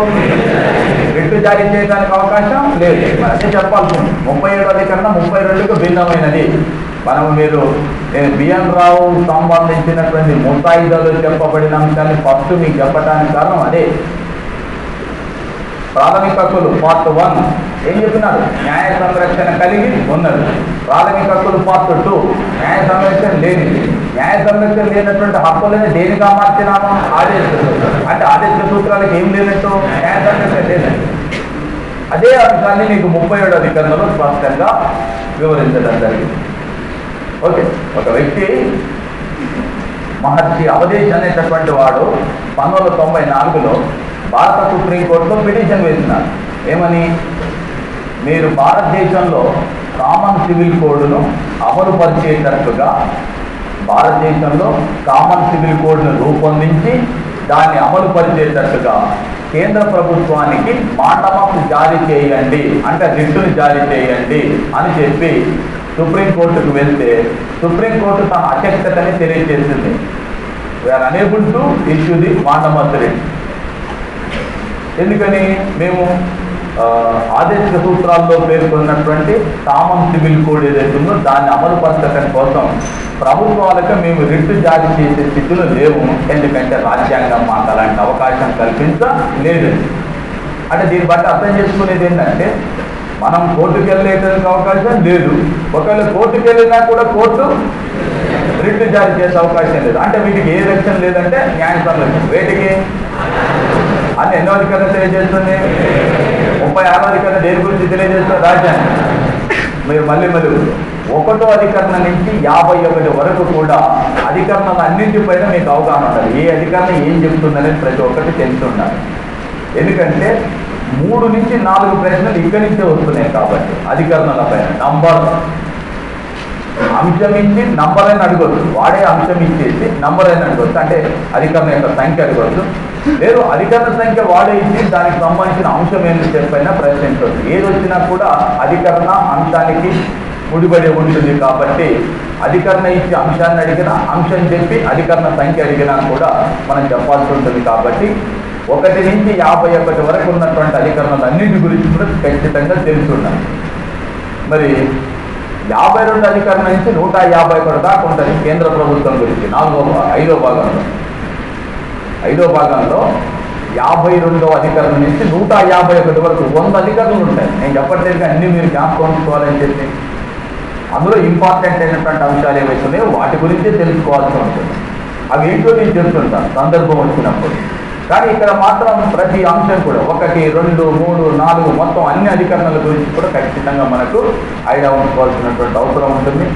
భాగాల రీత్యా చూసినా లేక అధికరణ రీత్యా చూసినా కూడా ఇవి చాలా చాలా ఇంపార్టెంట్ అయినటువంటి అంశాలు. ఎందుకంటే ఈ టాపిక్లో మీరు ఐడియా ఉంటుంది. భారత రాజ్యాంగ విశిష్ట లక్షణాలు, రాజ్యాంగ ప్రవేశిక, ప్రాథమిక హక్కులు, ఆదేశిక సూత్రాలు, ప్రాథమిక విధులు. ఈ టాపిక్స్ పైన 22 నుంచి 26 వరకు ప్రశ్నలు వస్తున్నాయి. 22 నుంచి 26 వరకు ప్రశ్నలు వస్తున్నాయంటే మీరు ఆలోచన చేయండి. 5 యూనిట్లు ఉంటే 5 యూనిట్లో ఈ 1 యూనిట్ నుంచే 22 నుంచి 26 వరకు ప్రశ్న, 26, 27 వరకు ప్రశ్నలు వస్తున్నాయంటే రెండో యూనిట్ దీనికంటే ఇంక ఇంపార్టెంట్ అయినటువంటిది. అంటే దాంట్లో 27 నుంచి 28 మార్కులకు వాటి నుంచి వస్తున్నాయి. అంటే ఆల్మోస్ట్ నీకు 50 మార్క్స్ పేపర్స్ ఈ 2 యూనిట్ల నుంచే వస్తున్నవి. ఇక మిగిలినటువంటి 25 క్వశ్చన్స్ ఏవైతున్నాయో మిగతా 3 యూనిట్ల నుంచి కలిపి 20-25 క్వశ్చన్స్ మధ్యన వస్తాయి. ఈ 2 యూనిట్ల నుంచే ప్రధానంగా వస్తున్నాయి. కాబట్టి ఇక్కడ మీరు చదవటం కానీ గుర్తుంచుకోవటం కానీ చాలా సులభంగా ఉంటుంది కాస్త కాన్సన్ట్రేషన్ చేస్తే. ఓకే, సో ఆదేశ సూత్రాలు భారతదేశం ఎక్కడి నుంచి గ్రహించింది? ఐర్లాండ్. ఆదేశ సూత్రాలు ఎన్నో భాగాలు ఉన్నవి? ఏ అధికారం నుంచి ఏ అధికారం వరకు? ఆదేశ సూత్రాలను ఎన్ని రకాలుగా వర్గీకరించవచ్చు? ఎవరు వర్గీకరణ చేసినారు? ఎంపీ శాసనం. సో 36వ అధికరణ దేని గురించి తెలియజేస్తుంది? భారత రాజ్య నిర్వచన. 37వ అధికరణ ఆదేశిక సూత్రాలకు న్యాయ సమీక్ష లేదు అనేటటువంటి అంశాన్ని తెలుస్తుంది. కాగా మనకు 38వ అధికరణ, ఇందులో మన దేశంలో సామాజిక, ఆర్థిక, రాజకీయ న్యాయాన్ని సాధించే వ్యవస్థ ఏర్పాటు కోసం కృషి చేయాలని చెప్తుంది. భారతదేశంలో సామాజిక, ఆర్థిక, రాజకీయ న్యాయాన్ని సాధించే వ్యవస్థ ఏర్పాటుకై కృషి చేయాలి. మీరు మనం రాజ్యాంగ ప్రవేశిక గురించి చెప్పేటప్పుడు కూడా చెప్పినాను. సామాజిక, ఆర్థిక, రాజకీయ న్యాయాన్ని అందించటమే భారత రాజ్యాంగం యొక్క లక్ష్యంగా పేర్కొనబడింది. ఇంతకుముందు ఒక మాట ప్రవేశికలో రాజ్యాంగ లక్ష్యాలు, ఆశయాలను తెలియజేస్తే ఆ ప్రవేశికలో పేర్కొన్నటువంటి లక్ష్యాలు, ఆశయాలను సాధించడానికి ఏర్పాటు చేసిన మార్గాలు, సాధనాలే ఈ భాగాలు. నువ్వు రాజ్యాంగ ప్రవేశికలో స్వేచ్ఛకు ఎదురుగా ఏం రాసినా చెప్పండి. స్వేచ్ఛకు ఎదురుగా ఆలోచనలోను, విశ్వాసంలోను, నమ్మకంలోను, ఆరాధనలోను ప్రతి వ్యక్తికి స్వేచ్ఛను కల్పించాలి. సమానత్వానికి ఎదురుగా ఏం రాసినావు? అంతస్తుల్లోనూ, అవకాశాల్లోనూ చట్ట సమానత్వాన్ని ప్రసాదించాలి. ఇవేనా రాసిన? ఆ రెండు విషయాలకు సంబంధించినటువంటి అంశాలు మనం ప్రాథమిక హక్కులు మొత్తం చదివింది వాటి గురించి. ప్రాథమిక హక్కుల్లో పొందుపరచబడినటువంటి అంశాలు మొత్తం వాటి గురించి. ఇప్పుడు సామాజిక, ఆర్థిక, రాజకీయ న్యాయాన్ని సాధించండి అంటే భారతదేశంలో ప్రభుత్వాలు సామాజిక, ఆర్థిక, రాజకీయ న్యాయాన్ని సాధించేటటువంటి వ్యవస్థ ఏర్పాటు కోసం కృషి చేయాలంటున్నాం. వాస్తవానికి ఈ లక్ష్యం, ఈ ఆశయం, ఈ పదాలు ఏ రాజ్యాంగానికి గ్రహించినాం? రష్యాన్ని. రష్యా ఏ తరహా దేశం? సోషలిస్ట్ దేశం. ఇప్పుడు మనం భారత రాజ్యాంగంలో పేర్కొన్నటువంటి ఆదేశిక సూత్రాల్లో ఉన్నటువంటి మొదటి అంశం ఏ లక్షణాన్ని తెలియజేస్తుంది? సామ్యవాద, శ్రేయవాదం. ఈ సామ్యవాద, శ్రేయవాద నియమాలకు సంబంధించి రాజ్యాంగ ప్రవేశికల్లో పొందుపరచబడినటువంటి అంశాల యొక్క లక్ష్య సాధన కోసం ఏర్పాటు చేసిన అన్వయింపు భాగమే, మార్గమే ఈ ఆదేశిక సూత్రం. అన్వయింపు భాగమే, సాధన మార్గమే ఈ యొక్క ఆదేశిక సూత్రం అంటున్నాం. అంటే మన దేశంలో సామాజిక, ఆర్థిక, రాజకీయ న్యాయాన్ని సాధించేటటువంటి వ్యవస్థ ఏర్పాటు కోసం కృషి చేయాల్సిన బాధ్యత ప్రభుత్వం పైనే ఉంటుంది అని చెప్పబడింది. ఎట్ ది సేమ్ టైం దీంట్లో 38A అని కూడా ఉంటుంది. 38A ఇది ఒరిజినల్గా రాజ్యాంగంలో లేదు. 1978లో జనతా ప్రభుత్వం 44వ సవరణ ద్వారా ఈ అంశాన్ని ఇక్కడ చేర్చడం జరిగింది. 38A అనేటటువంటి అధికరణని 1978లో జనతా ప్రభుత్వం 44వ సవరణ ద్వారా చేర్చింది. మీరు ఇక్కడ 44వ సవరణకు ఉన్న ప్రత్యేకత ఏంటి? ఆఫ్ చేసుకుని ఏ హక్కుల నుంచి తెలిపించినాం? ఏ హక్కుగా చేర్చినాం? చట్టబద్ధంగా. 19వ అధికారంలో ఆస్తిని సంపాదించడం, అనుభవించడం, అన్యాక్రాంతం చేసేటటువంటి స్వాతంత్రాన్ని కూడా తొలగించినాం. ఇక్కడ 38Aలో ఇంకొత్త అంశాన్ని చేసిన ఏమని? భారతదేశంలో వ్యక్తుల మధ్య మరియు సమూహాల మధ్య, మన దేశంలో వ్యక్తుల మధ్య మరియు సమూహాల మధ్య ఆర్థికంగాను, సామాజికంగాను మరియు ఇతర రంగాల్లో పెరుగుతున్నటువంటి అసమానతలను, తేడాలను రూపుమాపాల్సినటువంటి బాధ్యత ప్రభుత్వాల పైన కలదు. భారతదేశంలో వ్యక్తుల మధ్య, సమూహాల మధ్య ఆర్థికంగా, సామాజికంగా, ఇతర రంగాల్లో పెరుగుతున్నటువంటి అసమానతలు, తేడాలని రూపుమాపాలి అంటే 38 అధికరణ ఏ అంశాన్ని తెలుపుతుంది? సామ్యవాద లక్షణాన్ని తెలుపుతుంది. దానిలో భాగమే అసమానతను రూపుమాపేటటువంటి అంశం. అంటే ఆర్థికంగా కానీ, సామాజికంగా కానీ, ఇతర రంగాల్లో కానీ ప్రజల మధ్య రోజు రోజుకు పెరుగుతున్నటువంటి అసమానతలు, తేడాలు ఏవైతున్నాయో వాటిని రూపుమాపాల్సినటువంటి బాధ్యత ప్రభుత్వాల పైన ఉంటుంది. మళ్ళీ నేను గుర్తు చేసేది ఏంటంటే నిర్దేశక నియమాలు, ఆదేశిక సూత్రాలు, ప్రభుత్వాలకు మార్గదర్శకాలు. మళ్ళీ ఏంటివి? మార్గదర్శకాలు. ఎవరికి? ఇవి ఎలాంటి సూత్రాలు? సకారాత్మక. వీటి అమలు పరచాల్సిన బాధ్యత ఎవరిది? ప్రభుత్వం. ప్రభుత్వాలు అమలు పరచాలంటే ఏం చేయాలి? చట్టాలు చేయాలి. ఇది ఎప్పుడు నేను మళ్ళీ అడుగుతుంటాను. ఇవి ఒక డైరెక్షన్ ఇస్తవి. ఆ డైరెక్షన్ని అమలు పరచడంలో భాగంగా అమలు పరిచేటప్పుడు ప్రభుత్వాలు చట్టాలు చేస్తాయి. అమలు పరిచేటప్పుడు చట్టాలు చేస్తాయి. These are only directions. ఎలా ఉంటుందనేది నేను మీకు నెక్స్ట్ 39 అధికరణ గురించి చెప్పేటప్పుడు 39లో small a, b, c, d, e ఇలా ప్రస్తావించబడ్డాయి. 39 ఏ, బి, సి. ఇవి కాకుండా 39 క్యాపిటల్ ఏ కూడా ఉంటుంది. ఓకే, 39 ఏ చెప్పేది ఏంటంటే ఈ దేశంలో ప్రజలందరికీ తగిన జీవన సదుపాయాలని కల్పించాల్సిన బాధ్యత ప్రభుత్వాలపై ఉంటుంది. తగిన జీవన సదుపాయాలు అంటారు. జీవన సదుపాయాలు అని అంటే నీకు ఇందులో ఇందిరమ్మ ఇళ్ళ గురించి ఇక్కడ రాయబడదు. 2 రూపాయల కిలో బియ్యం గురించి ఇక్కడ రాయబడదు.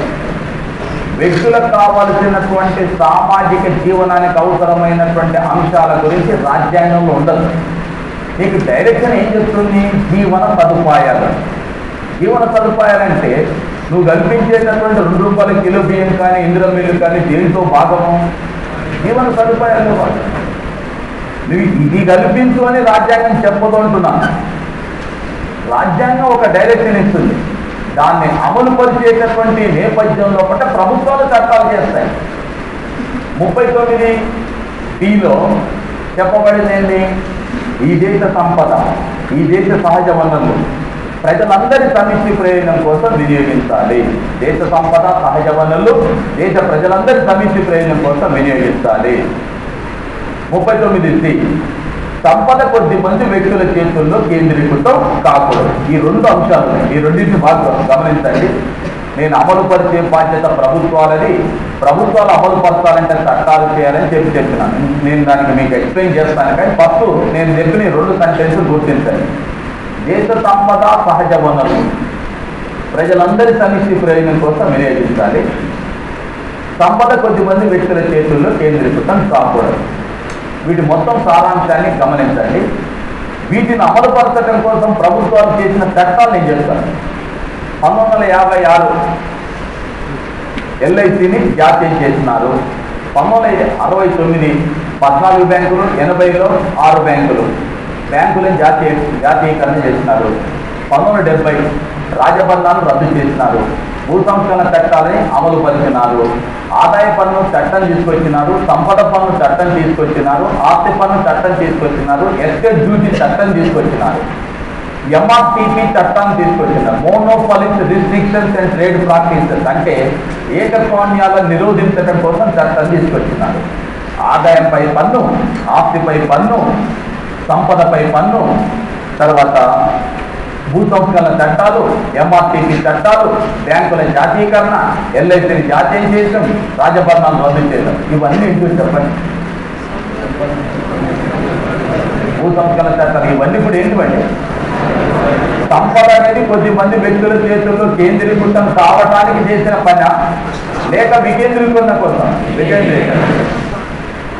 దేశ సంపద, సహజ వనరులు ప్రజలందరి సమిష్టి ప్రయోజనం కోసం వినియోగించబడాలి. అందుకోసమే 18 రకాలైనటువంటి అంశాలపైన ప్రభుత్వమే మోనోపలిని కలిగి ఉండేది గతంలో, ఇప్పుడు కాదు. అందుకని మీరు చూడండి, స్టార్టింగ్లో నదులు, గనులు, అడవులు, రైల్వేలు, పోస్ట్ ఆఫీసులు, టెలిఫోన్లు, నౌకాయానం, విమానయానం, రైల్వేలు ఇవన్నీ కూడా ప్రభుత్వం యొక్క ఆధీనంలో ఉండేవి. నూతన ఆర్థిక విధానాల నేపథ్యంలో వీటిల్లో ఇప్పుడు మార్పులు రావచ్చు. కానీ సహజ వనరులైనటువంటి అన్ని అంశాలు కూడా ప్రభుత్వం తన స్వాధీనంలో ఉంచుకునే ప్రయత్నం చేసింది. భూమి కొద్ది మంది వ్యక్తుల చేతుల్లో కేంద్రీకృతం కాకుండా ఉండటం కోసం భూ సంస్కరణ చట్టాలు తీసుకొచ్చింది. బ్యాంకులను జాతీయం చేసింది, రాజభవనాలు రద్దు చేసింది, ఎల్ఐసిని జాతీయం చేసింది. ఈ అంశాలన్నీ కూడా ఈ 39B-Cలలో ఇవన్నీ రాసిలేవు. వీటి సారాంశం ఉంది అక్కడ. అంటే ఏమనుంది? ఈ దేశ సంపద సహజ వనరులు ప్రజలందరి సమిష్టి ప్రయోజనం కోసం ఇదే, కొద్ది మంది కోసం కాదు. అలాగే సంపద కొద్ది మంది వ్యక్తుల చేతుల్లో కేంద్రీకృతం కాకూడదు. ఇది ఎసెన్స్, సారాంశం, ఓ డైరెక్షన్ మాత్రమే చెప్తుంది. దాన్ని అమలు పరిచే నేపథ్యంలో కూడా ప్రభుత్వాలు చట్టాలు చేసినాయి. మీకు ఇంతకుముందు ఒక మాట అన్నా, ఆదేశిక సూత్రాలు ఎలాంటివి? సకారాత్మకమైన వీటిని అమలు పరచాలని చెప్పి ప్రభుత్వాలు వీటిని అమలు పరిచేందుకు అవకాశం ఉంటుంది. ప్రభుత్వాలు అమలు పరచాలంటే ఏం చేయాలి? చట్టాలు.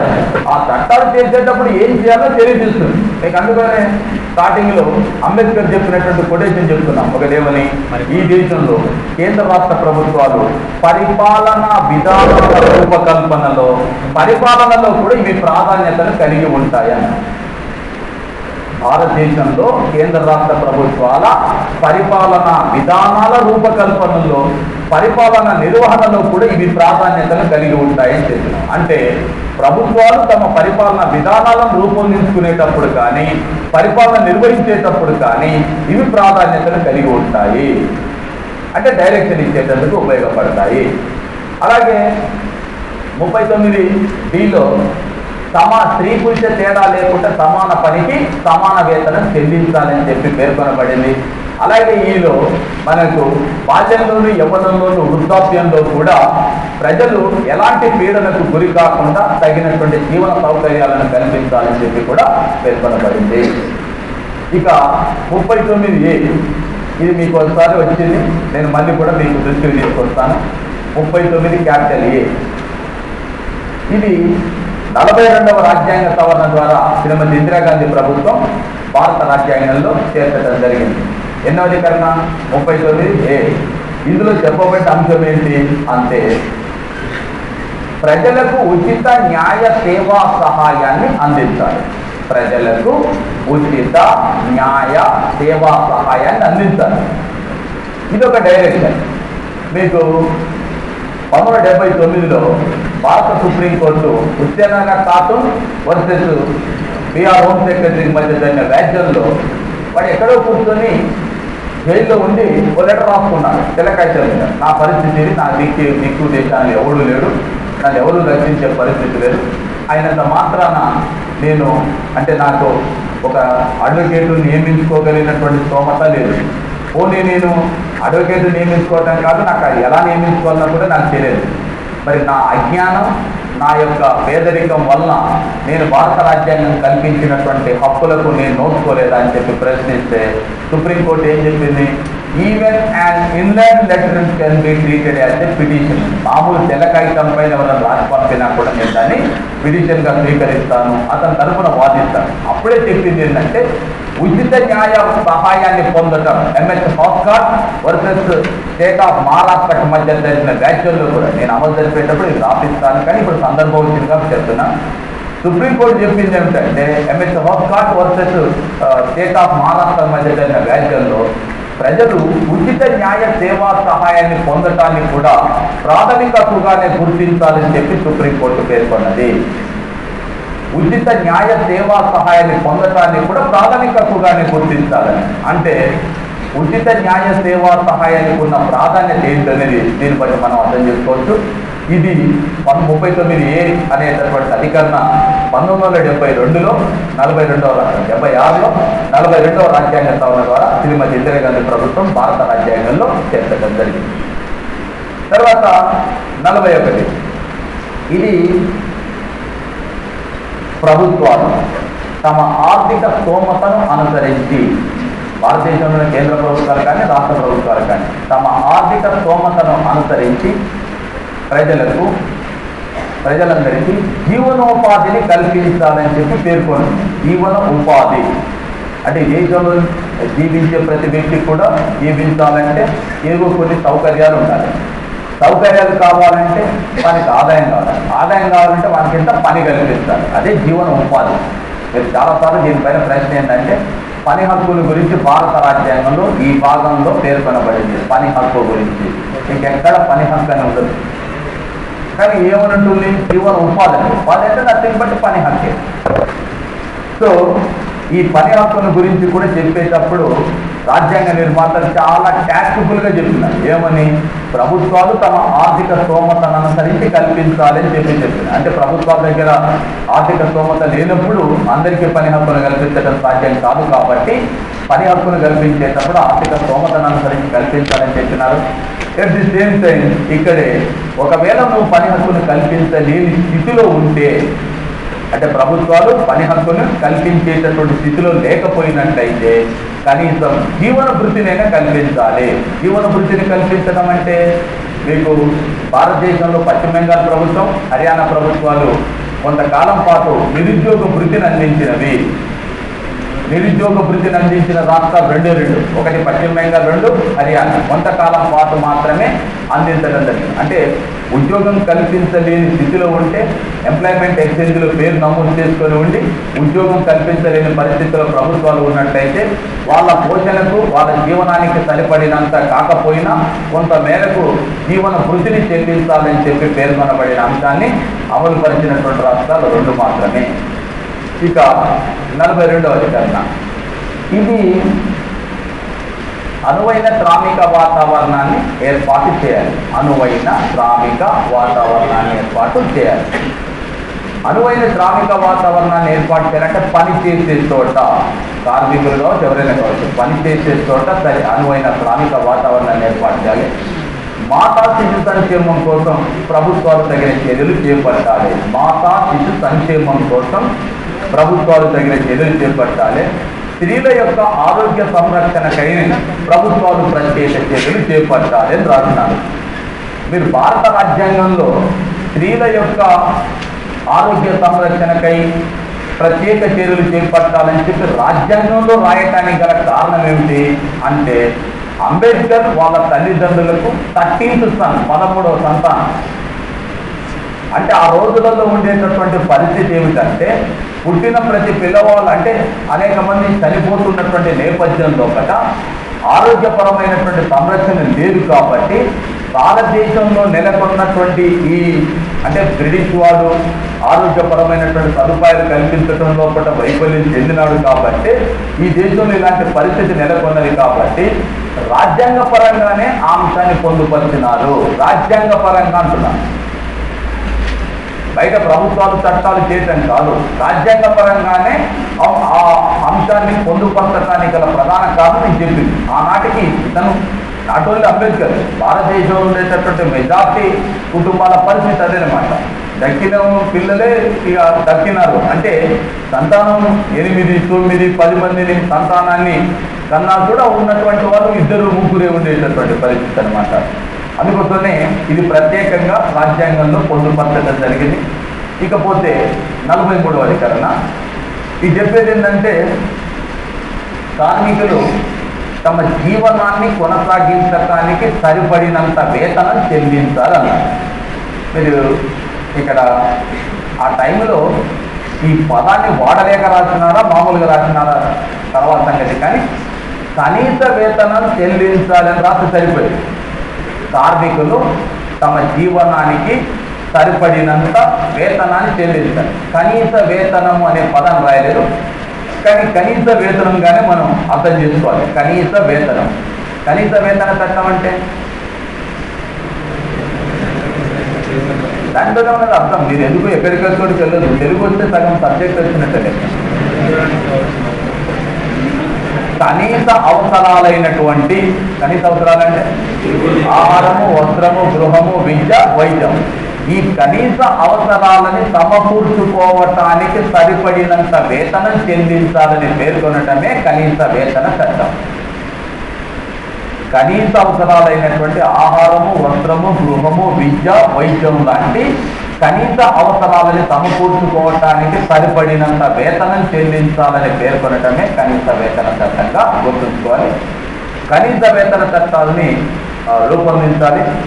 అలాగే కార్మికుల యొక్క సంక్షేమం, వారి యొక్క పిల్లల విద్యాపరమైన సంరక్షణ విషయంలో కానీ, వారికి లీజర్ అంటే విశ్రాంతికి సంబంధించిన అంశంలో కానీ, సాంస్కృతిక పరమైనటువంటి హక్కుల సంరక్షణ విషయంలో కానీ, న్యాయమైన పని గంటల ఏర్పాటు విషయంలో కానీ ప్రభుత్వాలు తగిన చర్యలు చేపట్టాలని చెప్పి కూడా ఇందులో ప్రస్తావించబడింది.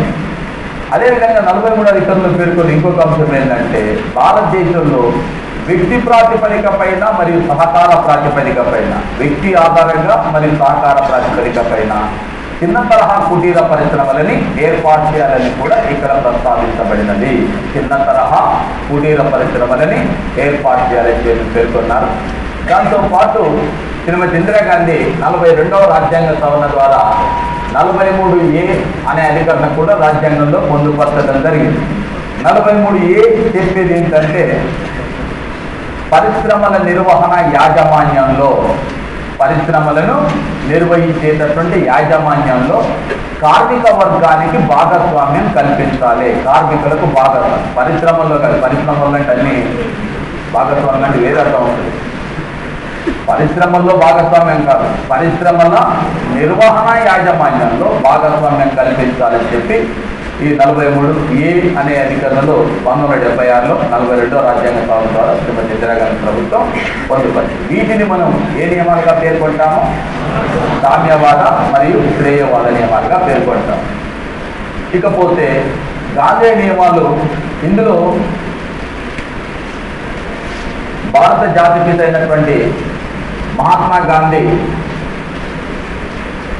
యొక్క శిష్యుడైనటువంటి శ్రీమన్నారాయణ అగర్వాల్ అనేటటువంటి ఆయన భారత రాజ్యాంగ పరిషత్కు ఒక నివేదికని సమర్పించినాడు. దాన్ని గాంధీ ప్లాన్ పేరుతో సమర్పించినాడు. శ్రీమన్నారాయణ అగర్వాల్ అనేటటువంటి ఆయన గాంధీ యొక్క శిష్యుడు, గాంధీ యొక్క అనుచరుడు. ఇతను రాజ్యాంగ పరిషత్కు ఒక నివేదికను సమర్పించినాడు. ఈ నివేదికనే పేరే గాంధీ ప్లాన్ పేరుతో సమర్పించినాడు. గాంధీ ప్లాన్లో అసలు ఏం రాసినారు అంటే, గాంధీ తన జీవిత కాలంలో బోధించినటువంటి నియమాలు, సూత్రాలు ఏవైతే ఉన్నాయో వాటన్నిటిని కూడా ఒక రూపంలోకి తీసుకొచ్చి ఒక పొందికగా పొందుపరిచి వాటిని తీసుకెళ్లి రాజ్యాంగ పరిషత్కు సమర్పిస్తూ, ఇది గాంధీ ప్లాన్, ఈ నమూనాని గాంధీ నమూనా అంటాము, దీనిని మీరు అమలు పరచాలి, ఈ రాజ్యాంగంలో చేర్చాలని చెప్పి అతను ప్రతిపాదిస్తే, ఆ ఇచ్చినటువంటి వాటిలో ఉన్నటువంటి కొన్ని నియమాలను తీసుకొని రాజ్యాంగంలో ఉన్నటువంటి ఆదేశ సూత్రాల్లో పొందుపరిచినాము. వాటినే మనం గాంధీ నియమాలుగా భావిస్తాము. ఎవరు సబ్మిషన్ చేసిన నివేదిక? ఏమన్నా ఏ ప్లాన్ పేరుతోని? గాంధీ ప్లాన్ పేరు. దాంట్లో ఉన్నటువంటి కొన్ని నియమాలు ఎక్కడ పొందుపరిచినాం? ఆదేశం. వాటిని ఎంపీ శర్మ ఏమన్నాడంటే గాంధేయ నియమాలు. దాంట్లో మొదటిది 40వ అధికరణ. ఈ 40వ అధికరణ చెప్పేది ఏంటంటే, ఆయన ఎప్పుడు కూడా గాంధీ తన జీవిత కాలంలో ఎప్పుడు ఒక అంశం గురించి ప్రస్తావించేవాడు. భారతదేశంలో రామరాజ్య స్థాపన జరపాలి, రామరాజ్యాన్ని స్థాపించాలి. రామరాజ్యంలో ప్రజలు ఎలాంటి కష్టాలు, కన్నీళ్లు, ఇబ్బందులు లేవు, ప్రజలంతా సుఖ సంతోషాలతో జీవించినారు. అలాంటి రాజ్య స్థాపన జరపాలని ఆయన యొక్క నమ్మకం, ఆయన యొక్క ఆలోచన. మరి ఎలా స్థాపిస్తారు అంటే, గ్రామ రాజ్యం ద్వారానే రామరాజ్యం స్థాపించాలి. గ్రామ రాజ్యం ద్వారా. గ్రామ రాజ్యం అంటే భారతదేశానికి పల్లెలే పట్టుకొమ్మలు. భారతదేశం గ్రామాల్లో నివసిస్తుంది. గ్రామాల అభివృద్ధిపైనే ఈ దేశ అభివృద్ధి కూడా ఆధారపడి ఉంటుంది. కాబట్టి గ్రామాల అభివృద్ధిని సాధించాలంటే పంచాయతీరాజ్ వ్యవస్థలను పటిష్టంగా ఏర్పాటు చేసి స్థానిక స్వపరిపాలన సంస్థలను సమర్థవంతంగా నిర్వహించినప్పుడు మాత్రమే సాధ్యమవుతుంది. కాబట్టి ఈ స్థానిక స్వపరిపాలన సంస్థలను పటిష్టపరచాలి, పంచాయతీరాజ్ వ్యవస్థలను నెలకొల్పాలని చెప్తూ 40వ అధికరణలో ఆ గాంధీ చెప్పినటువంటి అంశాన్ని 40వ అధికరణలో పొందుపరచడం జరిగింది. అంటే భారతదేశ ప్రజాస్వామ్యం యొక్క పునాదులు గ్రామాల్లో ఉంది. గ్రామాలు పటిష్టంగా ఉన్నప్పుడే దేశం కూడా అభివృద్ధి సాధించాలి. మరి గ్రామాలు పటిష్టం కావాలంటే ఆ గ్రామాలలో స్థానిక స్వపరిపాలన ఏర్పాటు చేయాలి. దానికోసం పంచాయతీరాజ్ సంస్థలు నెలకొల్పాలని చెప్పి సూచన చేస్తున్నారు. కాగా 46వ అధికరణ భారతదేశంలో సామాజికంగా మరియు విద్యాపరంగా వెనుకబడినటువంటి వర్గాల యొక్క అభ్యున్నతి కోసం ప్రత్యేకమైన రిజర్వేషన్లు కల్పించాలని చెప్తుంది.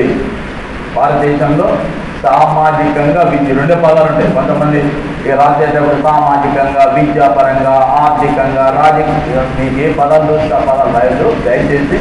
ఇక్కడ రెండు పదాలు ఉంటాయి. ఒకటి సామాజికం, రెండు విద్యాపరంగా. రెండు రంగాల్లో మాత్రమే వెనుకబడినటువంటి వర్గాల యొక్క అభ్యున్నతి కోసం ప్రత్యేక రిజర్వేషన్లు కల్పించాలని చెప్పబడింది. 47వ అధికరణ మన దేశంలో ఈ ప్రజల యొక్క ఆయురారోగ్యానికి భంగం కలిగిస్తున్నటువంటి మత్తు పదార్థాలని మరియు మద్యపానాన్ని నిషేధించాలని చెప్పి 47వ అధికరణ తెలియజేస్తుంది. మత్తు పదార్థాలు మరియు మద్యపానాన్ని నిషేధించాలని చెప్పి పేర్కొంటుంది. కాగా 48 మన దేశంలో పాడి పశుగణాభివృద్ధి సంరక్షణ కోసం, అభివృద్ధి కోసం పాటుపడాలి. పాడి పశుగణాభివృద్ధి సంరక్షణ కోసం మరియు అభివృద్ధి కోసం పాటుపడాలి. గోవధను నిషేధించాలి. 48లో పేర్కొన్నది ఏంటంటే గోవధను నిషేధించాలి. అయితే ఈ 48Aలో శ్రీమతి ఇందిరాగాంధీ ప్రభుత్వంలో చేర్చబడిన మరొక నూతనమైన ఆదేశిక సూత్రం ఏమిటంటే 48A. మన దేశంలో పర్యావరణ పరిరక్షణ కోసం పాటుపడాలనే అంశాన్ని కూడా ఇక్కడ చేసినారు. 48Aలో పర్యావరణ పరిరక్షణకై పాటుపడాలి.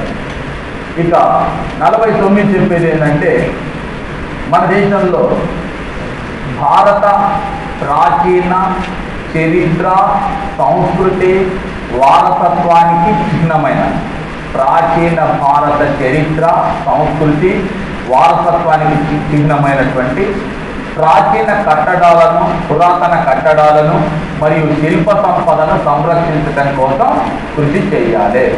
ప్రాచీన భారత చరిత్ర, సంస్కృతి, వారసత్వాన్ని నిలిపేటందుకు ప్రయత్నం చేయాలి. అదే క్రమంలో వీటన్నిటికీ చిహ్నంగా ఉండేటటువంటి ప్రాచీన కట్టడాలను మరియు శిల్ప సంపదను సంరక్షించడం కోసం కృషి చేయాలి. ఇవి గాంధీ తన జీవిత కాలంలో బోధించినటువంటి అనేక విషయాల్లో కొన్ని అంశాలు తీసుకొని రాజ్యాంగంలోని ఆదేశ సూత్రాల్లో పొందుపరిచినారు. వాటిని మనం గాంధీ నియమాలుగా పేర్కొంటున్నాం. ఇక చివరిది ఉదార మేధాపరమైన విషయాలు. ప్రపంచవ్యాప్తంగా భారతదేశంలో వచ్చినటువంటి మార్పుల నేపథ్యంలో వీటిని కూడా భారత రాజ్యాంగ నిర్మాతలు ప్రత్యేకమైనటువంటి అంశాలుగా పొందుపరిచినారు. ఒకటి 44వ అధికరణ కామన్ సివిల్ కోడ్ ఏర్పాటును గురించి తెలుపుతుంది. కామన్ సివిల్ కోడ్ ఏర్పాటు. నేను ఈ కామన్ సివిల్ కోడ్ అనే దానిపైన ఇప్పుడు ఇక్కడ రాసిన అన్నిటి యొక్క అమలు కోసం ప్రభుత్వాలు చేపట్టిన చర్యల గురించి నేను మీకు వివరిస్తాను. ఆ వివరించేటప్పుడు దీని గురించి కూడా చెప్తాను. కామన్ సివిల్ కోడ్ అంటే ఏమిటి, దాంట్లో ఇమిడి ఉన్న అంశాలు ఏంటి కూడా వివరిస్తాను. భారతదేశంలో కుల, మత, వర్గ, వర్ణ ఏ తేడా లేకుండా భారత రాజ్యాంగం అందరికీ ఒకే రకంగా వర్తిస్తుంది.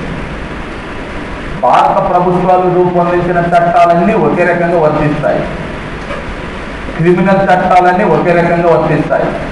క్రిమినల్ ప్రొసీజర్ కోడ్ ఒకే రకంగా వర్తిస్తుంది. రాజ్యాంగం వర్తిస్తుంది.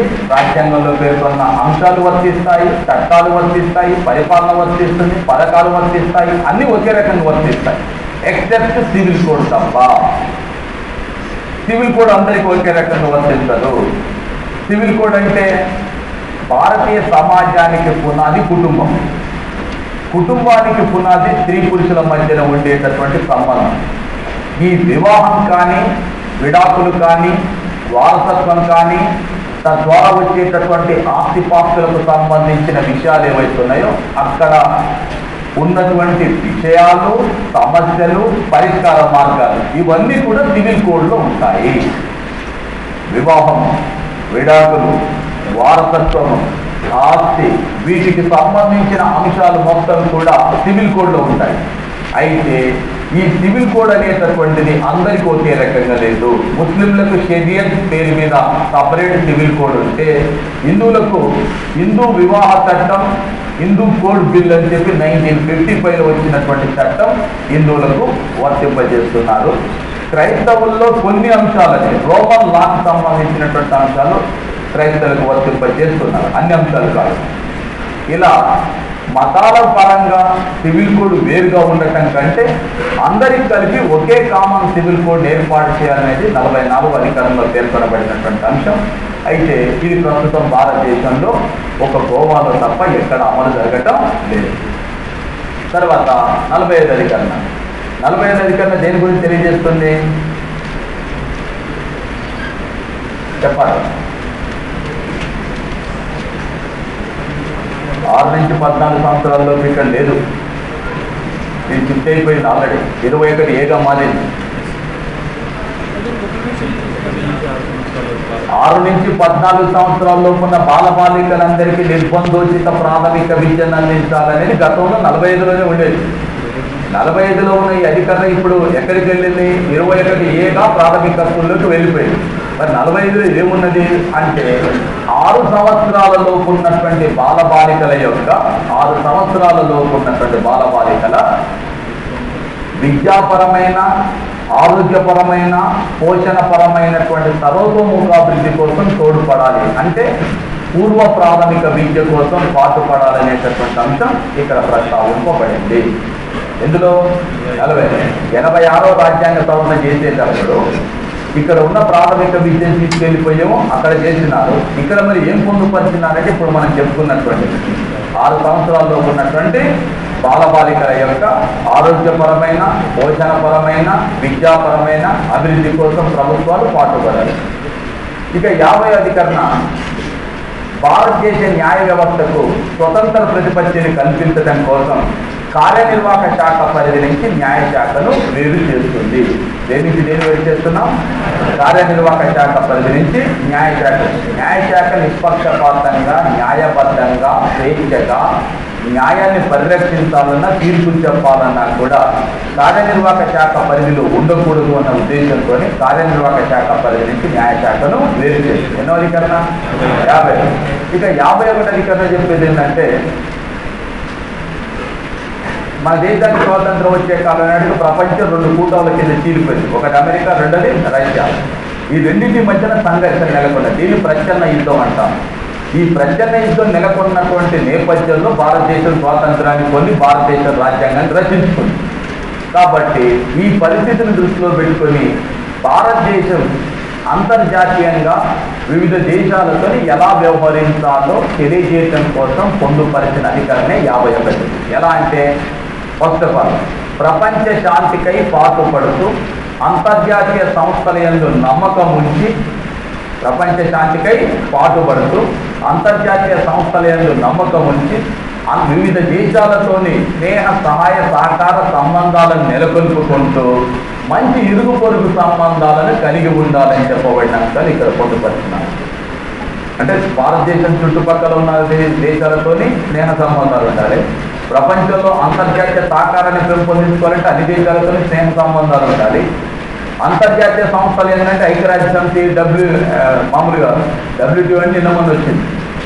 మామూలుగా ప్రపంచ బ్యాంకు లేక ఇతర సంస్థలు ఏవైతే ఉన్నాయో వాటి పట్ల వాటితోని సన్నిహిత సంబంధాలను కలిగి ఉండాలి. ఆ తర్వాత ప్రపంచ శాంతి కోసం పాటుపడాలి. ఇవి 51 అధికరణలో పొందుపరిచినటువంటి అంశాలు. సో భారత రాజ్యాంగంలో పొందుపరిచినటువంటి నిర్దేశక నియమాలని మనం 3 రకాలుగా వర్గీకరించడం జరిగింది. 1 కామ్యవాద, శ్రేయవాద నియమాలు, 2 రాజ్య నియమాలు, 3 వీటిని ఎవరు వర్గీకరణ చేసినారు? ఎంపీ శర్మ. వాస్తవంగా రాజ్యాంగంలో ఇలా ఉంటాయా? కంటిన్యూస్ ఇలా ఉండవు. రాజ్యాంగంలో అధికరణల మాదిరిగానే కంటిన్యూస్గా ఉంటాయి. కేవలం విశ్లేషణ కోసం మాత్రమే బయట చేయబడిన వర్గీకరణ, రాజ్యాంగంలో ఉన్న వర్గీకరణ కాదు. కాకుంటే ఎంపీ శర్మ చేసినటువంటి ఈ వర్గీకరణని దాదాపుగా భారతదేశంలో ఉన్నటువంటి రాజ్యాంగ నిపుణులు, న్యాయ నిపుణులు, రాజనీతి శాస్త్ర నిపుణులందరూ కూడా ఇది ఒక పర్ఫెక్ట్ అయినటువంటి దానిగానే భావిస్తున్నారు. కాబట్టి ఈ కోణం నుంచే పరిశీలించడం జరుగుతుంది. రైట్. దీని అమలు తీరు, సమస్యలు, తర్వాత వాటి